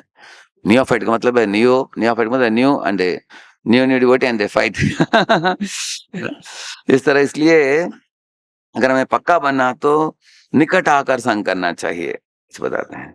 तो लास्ट में एक पॉइंट बोलकर मैं प्रवचन को विराम दूंगा। संघ के बारे में इतना बताया मैंने, संघ का मतलब क्या है ये जानना भी आवश्यक है। संघ मतलब 3 चीज है। Association means spiritual discussion, knowledge transmission, heart transformation, इस एसोसिएशन। और संघ का मतलब है पहले कुछ आध्यात्मिक चर्चा होनी चाहिए, जैसे चैतन्य महाप्रभु और रामानंद राय आध्यात्मिक चर्चा कर रहे हैं, चैतन्य महाप्रभु और सनातन गोस्वामी आध्यात्मिक चर्चा कर रहे हैं, कृष्णा और अर्जुन आध्यात्मिक चर्चा चल रहा है उधर उनका, मृगारी और नारद आध्यात्मिक चर्चा। अभी हमारे प्रभुपाद जी ने मिला अपने गुरु भक्तिवेदांत ठाकुर को, आध्यात्मिक चर्चा हुआ। पहला आध्यात्मिक चर्चा होनी चाहिए। ऐसा नहीं कि 4 भक्त लोग साथ में एक सिनेमा जाकर आया, एक दूसरे का संग लिया, वो संग नहीं है।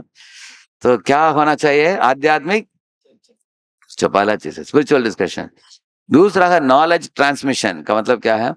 एक व्यक्ति से दूसरे व्यक्ति को दिव्य ज्ञान प्राप्त होना चाहिए। जैसे अर्जुन को दिव्य ज्ञान किसने दिया? भगवान कृष्ण ने दिया। ऐसे मृगारी को नारद ने दिया। इस तरह हम लोग भी कुछ शिक्षा पाना चाहिए, सीखना चाहिए, जिसको अपने जीवन में उतार सकते हैं। और तीसरा है हार्ट ट्रांसफॉर्मेशन। रोने वाला अर्जुन के अंदर साहस आ गया सुनने के बाद। पहले तो गांडीव धारी अर्जुन गांडीव को त्याग दिया था, अभी गांडीव को उठाकर युद्ध किया। इतना बड़ा परिवर्तन आया उसमें। मृगारी, क्रूर मृगारी एक महान संवेदनशील वैष्णव बन गया। वो करेक्ट ना? परिवर्तन आया। इस तरह शास्त्र में अनेक उदाहरण है। रघुगण के बारे में आप लोग जानते होंगे शायद। रघुगण पालकी में जो बैठा था, पहले अहंकारी पुरुष था, लेकिन जड़भरत का संग होकर नम्र बन गया वो। इस तरह हमारे में परिवर्तन आना चाहिए, हृदय परिवर्तन, वो संग का असर है। तो 3 चीज बोला, आध्यात्मिक चर्चा और ज्ञान, दिव्य ज्ञान की प्राप्ति और हृदय परिवर्तन। ये तीनों होता है तो इसको संग बोलते हैं। तो उस तरह का संग होना चाहिए। ऐसे हमें चुनना चाहिए। कैसे चुनना? रूप गोस्वामी बात बताते हैं, सजातीय, स्निग्ध, स्वतोवर, 3 चीज बताते हैं। सजातीय का मतलब है आपको भी आध्यात्मिक रुचि है, उसको भी आध्यात्मिक रुचि है, ऐसे भक्तों के साथ संग करो। जैसे मैंने बताया आपको, तोते तोते के साथ उड़ते हैं, कौवा कौवा के साथ उड़ते हैं, ऐसे भक्तों के साथ आप संग करो। Birds of the same feather flock together. दूसरा है सजातीय। स्निग्ध का मतलब है जो वरिष्ठ भक्त है उनको आपके ऊपर थोड़ा प्रेम है, जैसे बाप का प्रेम होता है बेटे से, माँ का प्रेम होता है बेटी से, इस तरह है जो आपको बिठाकर समझाएगा, आपको सुनेगा, आपको हेल्प करेगा। हाँ? ऐसे कोई व्यक्ति ढूंढ लेना चाहिए जो आपसे श्रेष्ठ है, आपको स्निग्ध, स्निग्ध का मतलब जैसे घी होता है स्निग्ध होता है वो, हाँ? इस तरह आपका प्रेम संबंध है। जैसे नारद मुनि मृगारी के ऊपर करुणा दिखाया उन्होंने, हाँ? मृगारी जैसे क्रूर व्यक्ति के पास कोई निकट नहीं जा सकता था, लेकिन नारद मुनि उसके साथ समय बिताने के लिए तैयार थे। कोई हमारे ऐसे स्निग्ध वैष्णव मिले हमें, उनसे सीख लेना चाहिए। तो प्रश्न पूछ सकते हैं। कुछ कुछ लोग बोल देंगे टाइम नहीं हमारे पास, मुझे डिस्टर्ब मत करो, तो उनके पीछे जाने से भी चाहे संग नहीं मिलता, करेक्ट है ना? हाँ? लेकिन अगर कोई टाइम देता है आपको, उपदेश देता है, ये करो, ये मत करो, ये तुम्हारे लिए भलाई करेगा, उसका मतलब आप में इंटरेस्ट ले रहा है वो, ऐसे भक्त से हम संग करके सीख लेना चाहिए। जाति स्निग्ध स्वतोवरा, हमसे श्रेष्ठ है तो उसके संग से हम ऊपर उठेंगे। हाँ ऐसे। तो प्रभुपाद जी इतने मंदिरों को बनाए सारे दुनिया में, 800 से ज्यादा इस्कॉन के मंदिर हैं। ये मंदिरों का यही मूलभूत उद्देश्य है कि लोग मंदिर में आए, भक्तों का संग के द्वारा भक्ति में जग जाए अच्छी तरीके से, कि इसी जन्म में हम लोग चित्त को शुद्ध करके भगवत धाम लौट चले। ये प्रभुपाद की योजना थी। कलयुग में भक्तों के संग में रहना बहुत आवश्यक है, क्योंकि एक ही मात्र अच्छा चीज चल रहा है कलयुग में, जो हरिनाम संकीर्तन। और उस हरिनाम संकीर्तन का सारे दुनिया में प्रचार प्रसार करने वाले परम पूज्य लोकनाथ महाराज जी हैं। तो प्रभुपाद ने उनको ये पदयात्रा वर्ल्ड वाइड उनको प्रदान, ये सेवा प्रदान की प्रभुपाद जी ने। तो महाराज वर्ल्ड होली नेम वीक करते हैं। तो हम लोगों का अच्छा संघ है इस्कॉन में। तो हम लोग धुआं के ऊपर ना फूंक कर आग के ऊपर फूंकना चाहिए। आग के ऊपर फूंकने से, आग बढ़ने से धुआं मिट जाएगा। इस तरह आग का मतलब आध्यात्मिक जीवन में ध्यान दोगे तो आपके भौतिक समस्याएं भी सुलझ जाएंगे अपने आप। उसके लिए ज्यादा चिंता करने की जरूरत नहीं है। शिल प्रभुपाद की। और मैं 15 मिनट है, मैं तेरा प्रश्न तो कर सकता हूँ। इसका माइक है क्या? और एक माइक है क्या? ठीक है, मैं आप दिखाइए कोई। हाँ उधर एक। हरे कृष्णा, कोणाचे प्रश्न आहे?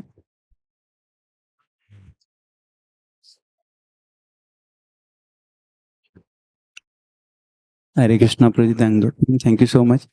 प्रभु जी लगभग बहुत सारे प्रश्नों के जवाब तो आपने दे दिए, और आपने समझाया कि हमारे भक्ति के जीवन के लिए ये भक्तों का संग कितना महत्वपूर्ण है।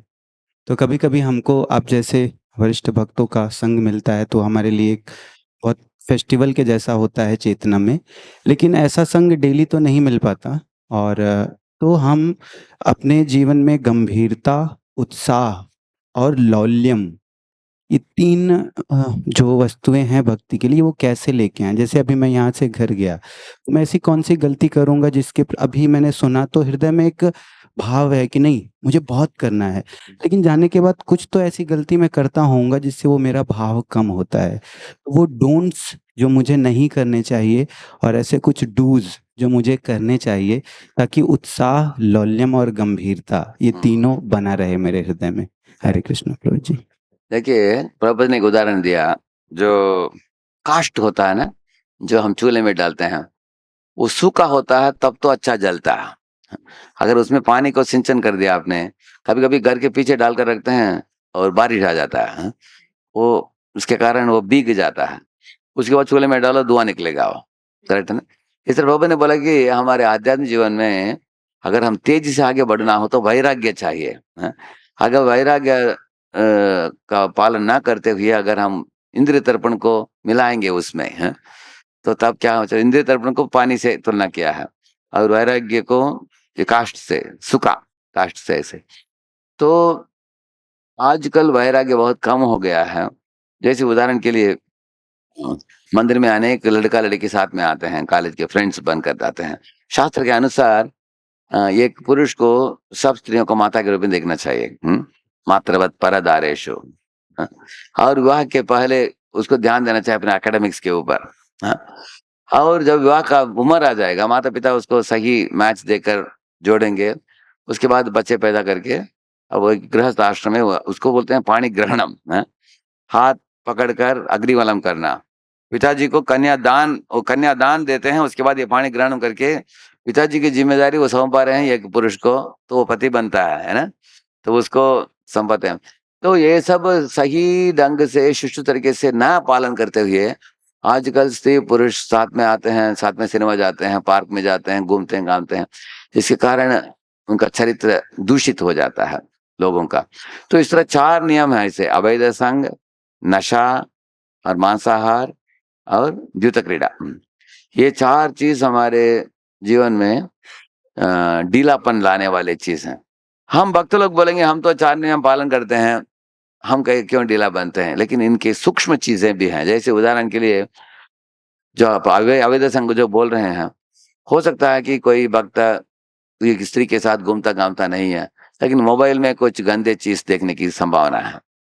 भक्त लोग भी काम करते हैं कंप्यूटर में, कुछ अचानक पॉपअप आता है, कुछ यूट्यूब वीडियो आता है, उसको क्लिक कर दिया आपने, कुछ गंदा चीज कुछ क्षणों के लिए देखा, तो मन दूषित हो जाता है इस तरह का। तो सतर्क रहना चाहिए। हम लोग पैरेंटल कंट्रोल डालते हैं मोबाइल में भी और कंप्यूटर में भी। उसका मतलब है कुछ अश्लील साइट में जाकर आप क्लिक करो, वो बोलेगा आपने वर्जित चीज को छूने के लिए प्रयत्न किया है, ऐसे आ जाएगा, तो आपका नाम ऊपर चला जाएगा उधर, तो आपका लैपटॉप मोबाइल निकाल लेंगे, आपको नहीं मिलेगा आपको यूज करने के लिए। ऐसे महाराष्ट्र में बहुत कुछ लोगों का लैपटॉप लिया अभी सालों साल अपने वापस नहीं लौटा है, इसलिए बाकी लोगों को बड़ा डर है, कभी भी गलत चीज के ऊपर स्ट्राइक नहीं करेंगे वो। तो इस तरह करने से मन एकदम शांत है, गंदे चीज को ना देखने से।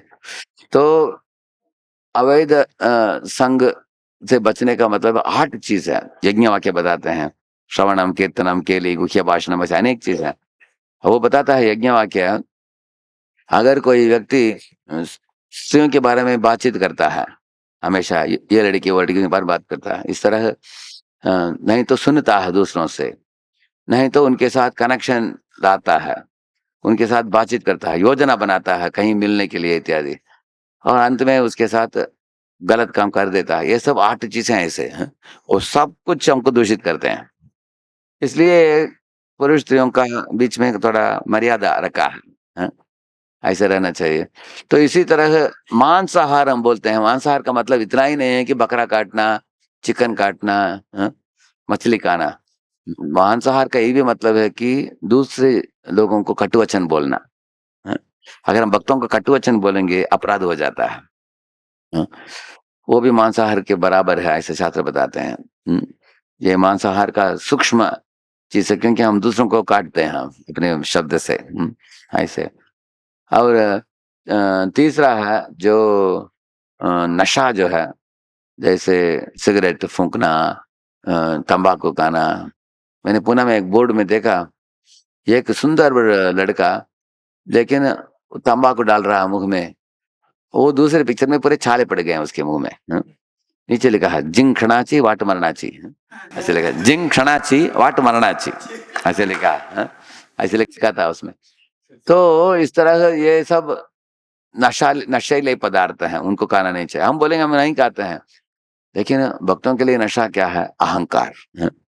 अहंकार का नशा चढ़ गया, हाँ, तो पिशाच अगर चढ़ गया किसके ऊपर, किस तरह व्यवहार करेगा व्यक्ति। इस तरह के भक्त भी जैसे इंद्र के अंदर अहंकार आ गया, तो गोवर्धन लीला में किस तरह का व्यवहार किया उसने, है ना। तो इसलिए भक्तों को अहंकार को त्यागना चाहिए। अहंकार होने से हम अपराध करते हैं, करेक्ट है ना।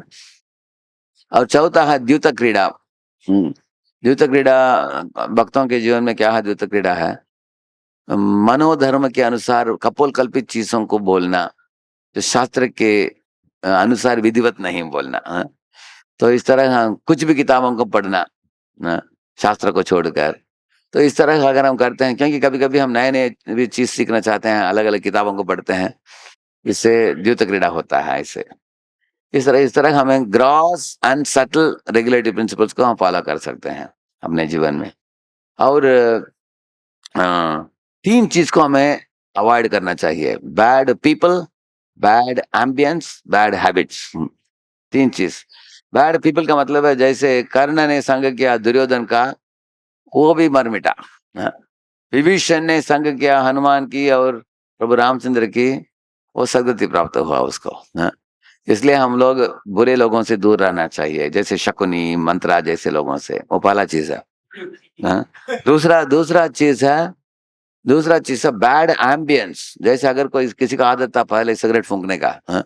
दारू पीने का, अगर क्लब्स वगैरह में जाएगा वो, उधर जाते ही उधर वातावरण क्या करता है, उधर परमिट रूम इत्यादि में जाकर तो उसको पुराना आदतें हाँ वापस आ जाएंगे। इसलिए ऐसे स्थानों में कभी नहीं जाना चाहिए, उन स्थानों से दूर रहना चाहिए। ये दूसरा है। तीसरा है, ये दोनों दूर रख सकते हैं, पहला वाला दूसरा वाला भी जो बोला मैंने, बुरे लोगों से भी दूर रहना, बुरे वातावरणों से दूर रहना। लेकिन तीसरा जो है बुरा आदतें, ये दूर नहीं है, इधर ही है, हमारे में है। हाँ? इनको छोड़ना थोड़ा मुश्किल है। इसलिए मैंने वो कहानी बोला आपको। तो एक गुरुजी थे, उनके आश्रम में एक लड़का ज्वाइन किया। गुरुजी ने पूछा उसको, तुम्हारी इच्छा क्या है, आश्रम में क्यों ज्वाइन किया? वो बोला, मेरे अंदर इतने अवगुण है, मैं अवगुण से भरा हुआ हूँ, लेकिन पता नहीं इसको कैसे निकालूंगा। गुरुजी ने बोला, चिंता मत करो, मैं तुमको एक टेस्ट दूंगा। एक गड़ा दिया उन्होंने, दिन में कितने बुरे विचार आते हैं उतना काले पत्थर डालो उसके अंदर, कितना सद विचार आते हैं उतना सफेद पत्थर डालो। तो ऐसे डालते गए। आप पहले महीने के एंड में गुरुजी ने पूछा, कितना पत्थर मिला तुमको? वो बोला 95 पत्थर काला था, हाँ? और 5 पत्थर सफेद थे। इतना परसेंटेज 95% बोला उसने। गुरुजी बोले, ठीक है, नो प्रॉब्लम। अभी आधा साल हो गया, देखा वो 90 हो गया, वो 90 काला था और 10 सफेद था। 2 साल के बाद गुरुजी ने पूछा, उसको 70 हो गया, 70 काला और 30 सफेद। ऐसे तो ऐसे उसका 4-5 साल होने के बाद गुरुजी ने देखा काला पत्थर जो है उसका कम हो गया, वो 25-30 हो गया और सफेद वाला 70 हो गया। ऐसे तो शिष्य को बड़ा आश्चर्य हुआ। गुरुजी को पूछा कि इतना परिवर्तन क्यों आ रहा है? तो गुरुजी ने एक महत्वपूर्ण चीज उसको सिखाया कि तुम्हारे मन का 2 भाग होते हैं, एक है कॉन्शियस माइंड, सबकॉन्शियस माइंड। इसको संस्कृत में मन और चित्त बोलते हैं इसको। अभी हमारा चित्त जो है वो अंदर है, मन जो है ऊपर वाला है। तो मन, कॉन्शियस माइंड का मतलब है, अभी हम सब लोगों का मन सुन रहा है लेक्चर इत्यादि है, इधर नए अच्छी चीजों को डालना बहुत आसान है। तो अगर आप अच्छी चीज डालते जाओगे, क्या होगा, वो धीरे धीरे आपके चित्त में घुस जाएगा वो, और गंदे जो पहले पुराने विचार थे उनको धीरे धीरे निकाल देगा। कैसे निकालेगा? अगर ये एक गोनी है, उसमें आपने ये जो आंवला, बड़ा बड़ा मोटा आंवला जानते हैं ना? आंवला नहीं जानते? हाँ, वो गूसबेरी आंवला डाला आपने, पेड़ से उखाड़ उखाड़ कर डालते गए। हमने किया ऐसे गार्डन में, हमारे विद्यार्थियों के साथ हम लोग एक बार कर रहे थे ऐसे। तो देखा कि भर गया। और उसके बाद मैंने बोला, आप चिंता मत करो, और भी हम भर सकते हैं। उसका ऐसे किया हमने। ऐसा करने से क्या होता है, और नीचे जाते हैं, और भी डालते गए। उसके बाद मैंने बोला, उसका मुख जो है उसको हम सुई से बंद करके थोड़ा ही छोड़ा, उसके अंदर एक एक करके लेकर हम घुसा रहे थे और चलता रहता अंदर। हमने 30-40 डाला, वो चलता रहता। बड़ा आश्चर्य हुआ, इतना कैसे जा रहा है अंदर। बाद में पता चला इधर एक घुसा हुआ, उधर एक निकल रहा है नीचे नीचे टूट गया वो, इधर एक घुसा रहे हैं, उधर निकल। इस तरह क्या होगा, आप अच्छे विचारों को डालते डालते जाने से बुरे विचार पुराना जो थे वो निकलते जाएंगे। तो एक दिन आएगा आपको बड़ा आश्चर्य होगा कि इतना बदलावट आया है हमें। जैसे एक इंक का बॉटल होता है, उसमें पानी डालो सब नीले बन जाते हैं, हाँ? और भी पानी डालो, अभी नीलापन कम होता है, और पानी डालते डालते जाओ, एक समय आएगा जब नीलापन रहेगा ही नहीं, हाँ? निर्मल हो जाएगा पानी ऐसे। इसलिए हम लोग प्रचुर मात्रा में सत्संग को लेना चाहिए। अनेक जैसे विग्रह का दर्शन, नाम का जप, हरिनाम संकीर्तन करना, प्रसाद वितरण करना, किताब वितरण करना, भक्तों के साथ नाचना, कीर्तन करना। इस्कॉन में इतने आध्यात्मिक क्रियाएं हैं, इनको करते करते करते हमारे अंदर सद्गुण बढ़ जाएगा। जैसे गुरु जी ने उस शिष्य को दिखाया प्रैक्टिकली, समझे ना आपने? तो आपने उत्साह घटने का मूल कारण है इंद्रिय तर्पण। हाँ, इंद्रिय तर्पण से हमें ऊपर उठना चाहिए, और इंद्रिय तर्पण से उठने के लिए हमें अपने आप को तैयारी करना चाहिए। कैसे? मैंने बताया, जो बुरे वातावरणों से दूर रहना, बुरे लोगों से दूर रहना, और हमारे आदतों का लिस्ट बनाना, और बदलना आदतों को, हाँ? बुरे आदतों को राउंड करके बदलना। एक लड़का बोला कि प्रभु जी मैं पागल बन रहा हूँ ये स्मार्टफोन लेकर, पढ़ाई नहीं हो पा रहा है, फेल हो गया पेपर में, कुछ सुझाव बताओ, सुझाव दीजिए मुझे, बोला उसने। मैंने बोला स्मार्टफोन फेंक दो, ये कीपैड फोन ले लो। वो नहीं हो सकता प्रभु जी। फिर मेरे पास क्यों आया तुमने? प्रभु जी इतना बड़ा दंड दे रहे हैं, ये अच्छा नहीं है, दूसरा और कुछ बताइए। मैंने वो दूसरा कुछ नहीं, निकल जाओ। हाँ। तो ये कॉलेज में मैंने प्रवचन दिया मन के संबंध में, माइंड कंट्रोल के बारे में। लास्ट में एक लड़का पूछ रहा है, प्रभु जी आपका प्रवचन तो बढ़िया था, ये तो महामंत्र का जप आपने बोला, उसको छोड़कर और कुछ उपाय है क्या? मैंने वो क्यों छोड़ना है, वो तो सबसे अच्छा उपाय है। मंत्र का मतलब है मन को स्वतंत्रता देने वाला। तो क्या लोग, उनका दिमाग कैसे काम करता है, हाँ? तो इसलिए अगर हम जाते हैं गुरुजन वरिष्ठ लोग जो बोलते हैं हमारी भलाई के लिए, उसको पालन करना चाहिए, तब तो हम ऊपर उठेंगे कुछ संग से। अभी भगवान ने इतना अच्छा उपदेश दिया कर्ण को, लेकिन कर्ण सुना नहीं उनका, मनमानी किया, इसलिए कौरवों के साथ ही रहा वो। करेक्ट है ना? इसलिए जैसे हमने बताया कुसंग से ऊपर उठने से आधा प्रॉब्लम चला गया है उससे, तो उत्साह भी बढ़ता है। जैसे मैंने उदाहरण दिया, जो फास्ट में पानी न डालने से तेजी से आग निकलता है। एक भागवत में एक श्लोक भी है, विप्रस्य तेजो तेजो विप्रस्य वर्धते। भगवान बताते हैं जो ब्राह्मण नहीं तो वैष्णव जो होता है वो इंद्रिय दर्पण को मिलाता नहीं है, तो उसके अंदर तेज बढ़ता है, ऐसे बताते हैं। आध्यात्मिक तेज बढ़ता है, उत्साह बढ़ता है, वो ही कूद सकता है खुशी के साथ, वो एकदम बिंदास हो जाता है। लेकिन नहीं तो इंद्रिय दर्पण जितना आता है उसके ऊपर बोझ आ जाता है, ये जीव बहुत ढीला ढाला हो जाता है उससे। तो और आपने जो पूछा लालसा के बारे में पूछा, उसके लिए हम जिन भक्तों के हृदय में लालसा है उनका संग करना चाहिए। ऐसा नहीं कि इधर कभी कभी एक आध बार महात्मा लोग आते हैं इधर, ऐसा नहीं है। संघ का मूलभूत मार्ग है श्रवण। श्रवण असली संघ है। हाँ? व्यक्तियों को मिलने से भी लाभ होता है, लेकिन उनके द्वारा श्रवण करके हमें ऊपर उठना चाहिए। जैसे मैंने प्रहलाद का उदाहरण दिया, प्रहलाद ने अपने गुरु को देखा क्या? देखा ही नहीं, देखे बिना श्रवण करके श्रवण मार्ग में ऊपर उठ गया। इसी तरह रुक्मिणी का भी उदाहरण दिया हमने, ये लोग सुनकर ही ऊपर उठे। इतना तक कि कुसंग के बीच में भी भीष्म पितामह, अक्रूर इत्यादि लोग हैं, कुसंग के बीच में भी जैसे कमल जैसे रहे वो लोग। कमल जो होता है कीचड़ के बीच में रहता है, उसका नाम ही पंकज है। पंख का मतलब मिट्टी, मिट्टी में जन्म लिया है उसने। इस तरह असुर कुल में पैदा हुआ प्रहलाद, लेकिन कमल जैसे रहा वो, उसके बीच में भी।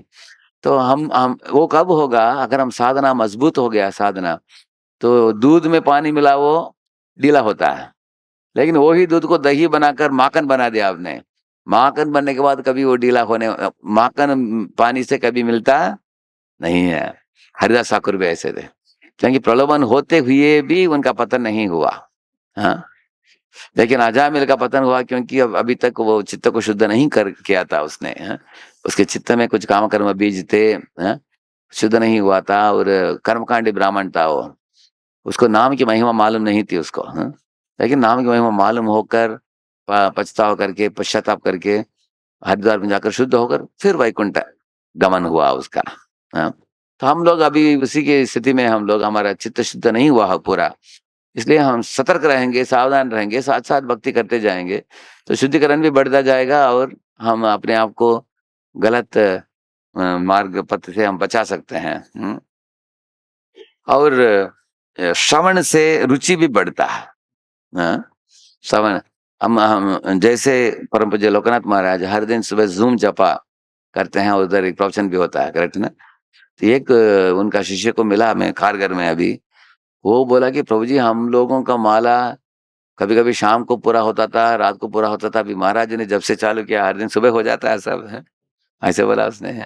और इतना ही नहीं, कंसिस्टेंटली उन्होंने 2000 लोगों को लेकर 4 साल 5 साल से ज्यादा कर रहे हैं, करेक्ट है ना?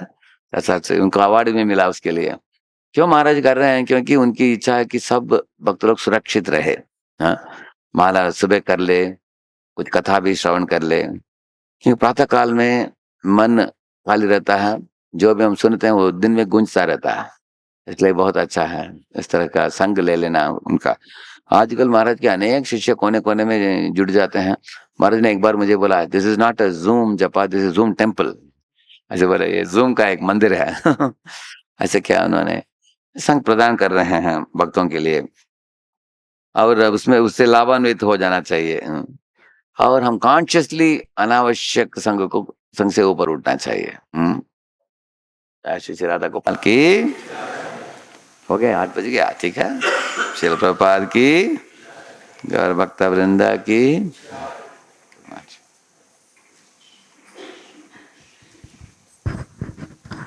हरे कृष्णा प्रभु जी का विशेष धन्यवाद देते हैं। प्रभु जी ने इस भक्तों का संग और जैसे कुसंग, ये दोनों का जो मिलाप है, प्रभु जी ने पूरे घाघर से सागर हमको प्रस्तुत कर दिया। अलग अलग शास्त्र के प्रमाण और प्रत्यक्ष उदाहरण कुछ दिए प्रभु जी ने, जैसे मंगूस, सांप और प्रहलाद महाराज का उदाहरण दिया। अनेक कहानियों को बताया। ये बहुत ही सुंदर तरह से प्रभु जी ने आज हमें मार्गदर्शन किया। वैसे प्रभु जी सुबह भी एक क्लास दिए प्रभु जी, वही भक्तों के संग में कैसे रहेंगे। तो उस एक हीरे का उदाहरण दिया था प्रभु जी ने सुबह। हम हीरा दिखने को पहले एक साइज में होता है, काला होता है, लेकिन जब क्या होता है, उसको मशीन में एक डब्बे में डाल के उसको घुमाते हैं तो उसका पूरा शेप भी जाता है, ऊपर की धूल जाती है और वो चमकता है। तो प्रभु जी का हम देखते हैं, विशेष करके प्रभु जी के संग में मेरा सौभाग्य है कि 2002 से 2007 तक प्रभु जी के मार्गदर्शन में पुणे में मैं वहाँ पे आश्रय मिला प्रभु जी का। जैसे प्रभु जी ने अलग अलग तरह से प्रचार का दिंडी के माध्यम से, भागवत कथा के माध्यम से, और अनेक मैंने देखा इस में कि प्रभु जी ने यूथ फेस्टिवल किया, 5000 युवक आए। इतना बढ़िया, मतलब मैं देख रहा था कितना प्रभु जी इतने प्रचार में इतने व्यस्त की, जैसे पुणे में मुझे लग रहा था कि बहुत भक्तों की बाढ़ आ गई। केवल प्रभु जी का। और मैंने नजदीक से देखा कि मंदिर मैनेजमेंट में प्रभु जी इतने सभी गृहस्थों को अलग अलग तरह से समझाते, ब्रह्मचारियों को। इतना बहुत ही सुंदर प्रभु जी के हृदय में करुणा है। और मेरे बारे में एक प्रसंग प्रभु जी के बारे में, 2004 में मेरी दीक्षा का उधर पहले टीएमसी एग्जाम लेती थी, उन्होंने लिया मेरा एग्जाम, मेरा कुछ गलत हुआ होगा तो प्रभु जी के पास फिर से एग्जाम के लिए जाना पड़ा। तो प्रभु जी ने पूछा मुझे कि गीता में अर्जुन ने क्या समझा, कृष्ण ने इतनी गीता बोली, क्या समझा। मुझे श्लोक नहीं आ रहा था। मैं प्रभु जी को बोला कि जो कृष्ण ने बोला, गीता सुनाई, एक ही है कि जो कृष्ण ने बोला उसका हम पालन करेंगे, करिष्ये। तो प्रभु जी ने खुद बोला, मुझे श्लोक नहीं आ रहा था, तो प्रभु जी ने खुद बोला करिष्ये वचनम। तो जैसे करुणा भी, जैसे सुबह बताया प्रभु जी ने कि अपने करुष्ट पर कैसे करुणा करनी चाहिए, ऐसे प्रभु जी ने मेरे ऊपर भी करुणा की है। तो प्रभु जी का बहुत बहुत धन्यवाद। प्रभु जी को हम बार बार उनको प्रार्थना करते हैं, फिर आपका संग हमें इसे प्राप्त हो। तो आइए हम सभी मिलके प्रभु जी का बहुत बहुत हरे कृष्ण नाम से धन्यवाद देते हैं। हरे कृष्णा कृष्णा कृष्णा हरे हरे, हरे राम राम राम हरे हरे। और आप सभी भक्तों का भी स्वागत है, विशेष करके